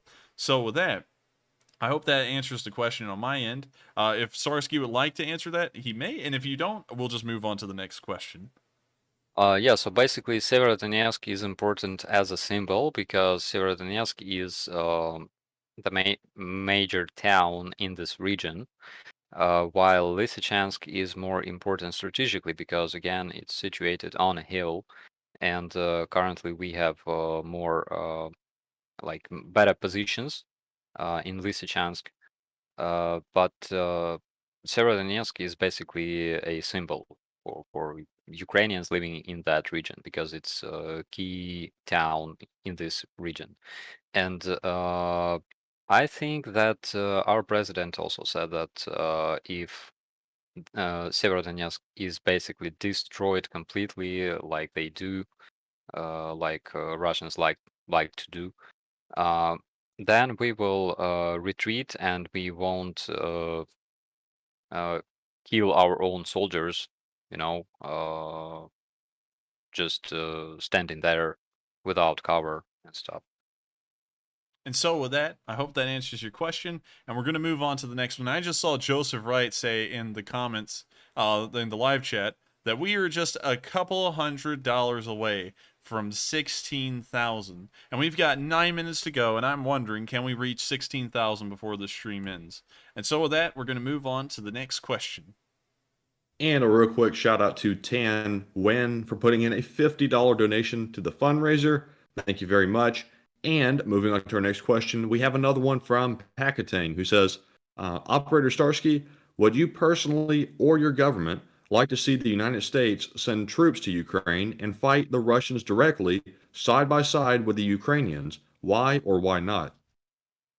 Come on, I think everybody in Ukraine wants that because because there are those yummy chewing gums in MREs, and I love them very much. Yeah, of course we would like that because and we're not only talking about the US troops, but all other countries that support us. And yeah, it would be a great experience. Actually, we have experience of this kind because in Lviv, there's this huge training ground called Starsky or Yavoriv, and every year there's a mutual military exercise being held. And we are training together with NATO forces and learning how to operate as part of multinational army. So we pretty much have a lot of experience of that kind, and I think that it would be very efficient. And with that, I hope that answers your question. And I just saw something that is pretty big news. We have surpassed $16,000, and we've had a massive load of donations just come through that has probably put us well over 16,000 even. And of course, I would like Matthew to go through real quick and recognize all of you wonderful people who just shot us over the goal and over the top. And first up, we have a $100 donation from Miss K, a $20 donation from Santiago Flores and Ashley, and a $50 donation from David Krepp, as well as a $5 donation from Delta Uniform Tango Charlie Hotel Echo Sierra Sierra. Thank you very much for that. And also thank you very much to Davey Boy for putting in a $5 donation as well. And to all of our anonymous donors, this is a big thank you to everyone that didn't want to put their name out there, but was very generous nonetheless. So thank you very much. So with that, of course, incredible to see, and I thank you all so much for helping out this fundraiser tonight. We may have not reached a $20,000 goal. I know that it's not going to happen now with only 5 minutes left until the stream ends, but $16,000 is nothing to scoff at. $16,000 is incredibly impressive, and it's unbelievable to me that we're ever even able to raise anything and even go this far. And so it's unbelievable to me. Hey Matthew, we got one. Put it down. Put that thing down. That's the fourth time tonight. Oh man, that's the first time I'd seen it. But anyways, it's of course impressive to me, and I can't actually believe that we managed to get this kind of support every single Sunday, regardless whether it actually reaches the goal or not. Because believe it or not, this isn't the first time we haven't reached the goal. Usually, I would lower it down so that way it could be passed. But this is about, I believe, the second time we didn't reach the goal. But that's fine. It's still impressive, and we still managed to get something like $306,000 total raised so far. I'll have to go and do the numbers, of course, in support for Ukraine, and I can't thank you all so much once again for this massive amount of support. And so with that, we're probably going to answer a few more questions before 12:30 rolls around, or 1:30 Eastern time, and then the stream will end. And so with that, we're on to the next question. And next up, we have found Jimmy Hoffa, and he asked this question. He says, has Ukraine forces seen any Russian women on the battlefield fighting with the men? I think Starsky could answer that question better than me because I haven't seen any on film. Can you repeat it, please? Jimmy says, has Ukraine forces seen any Russian women on the battlefield fighting with the men? So far we've seen women coming from occupied territories, and mostly they're used as snipers because women have more sharper vision naturally than men, and they are used as snipers a lot in Ukrainian army as well. And so with that, I hope that answers the question. I actually didn't know that the Russians were using any women soldiers whatsoever. I knew that the Ukrainians were. We've seen that on film a pretty good bit. But that's new news to me for the Russians. But of course, historically, nothing new. They've been using women soldiers. They used a decent amount of women soldiers through World War II when they were the Soviet Union. But then again, those were also Ukrainian women. And can I add something here? I'm reading one comment. Vova, Maria, Andriy, Alex, Ira, and Yulia all had to go to Malta for safety when orcs came and destroyed their home. It would make them happy to hear a greeting in Ukrainian from operator Starsky. Я передаю величезне вітання. Ми всі щиро радіємо, що ви знаходитеся зараз в безпеці, і зробимо все, щоб ви повернулися додому в безпеку до своєї країни. Ми вас всіх зустрінемо, і ми вас дуже чекаємо назад. Але, звичайно ж, ми робимо все для того, щоб тут було безпечно. Бережіть себе, ми вас любимо.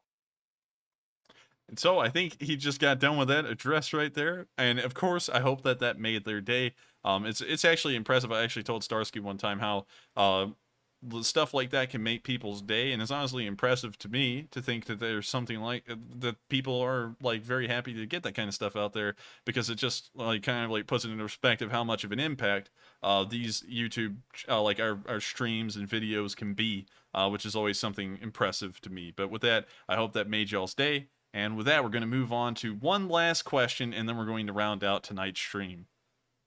And I've got to say, we hear Ukrainian a lot on the videos, but that is pretty cool to hear somebody talk it live. So that was pretty cool, Operator Starsky, and I'm sure they appreciate that a lot. So moving on to our last question of the night, which is from Riley Beatty, who says, Enforcer, I heard that the Ukraine have crossed the Dnieper. Is this true? The Ukrainian, I don't think it's true near the Kherson area, if that's the area you're asking, but the Ukrainians control pretty much a large portion of the country across the Dnieper River because the Dnipro River, because they've never really been pushed back across it in most areas. So I'll let Starsky answer that question about the Kherson area. Maybe the Ukrainians have pushed across Nova Kakhovka, although I haven't heard about that. But I'll hand it over to him and let him weigh in a little bit on it.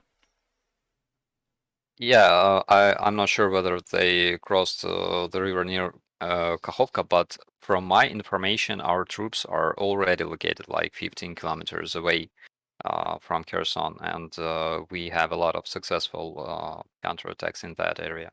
So probably we can talk about taking Kherson soon in the future, also because Kherson is basically defended by mostly the DPR troops, who in majority who don't want to fight.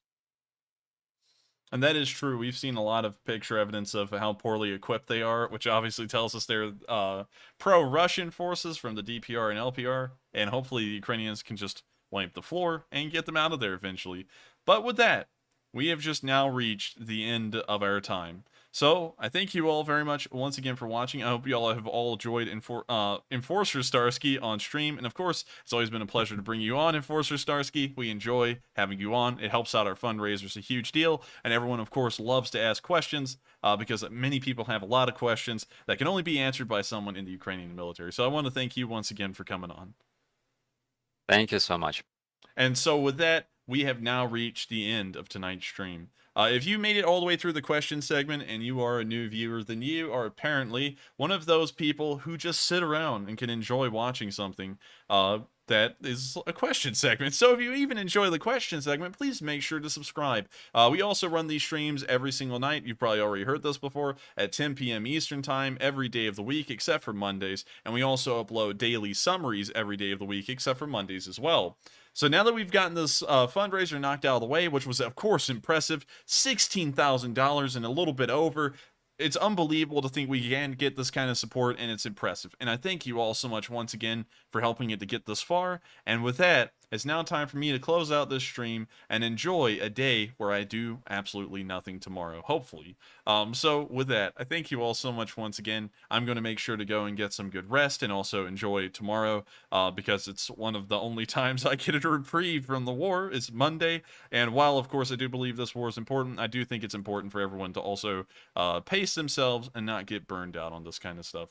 But of course, I thank you all so much once again for the support, and I hope that we can all come together on Tuesday once again to start off the day 111 news, and then finally get to the next Sunday fundraiser and blow that thing out of the water. So I thank you all once again, and I hope you all have a wonderful night.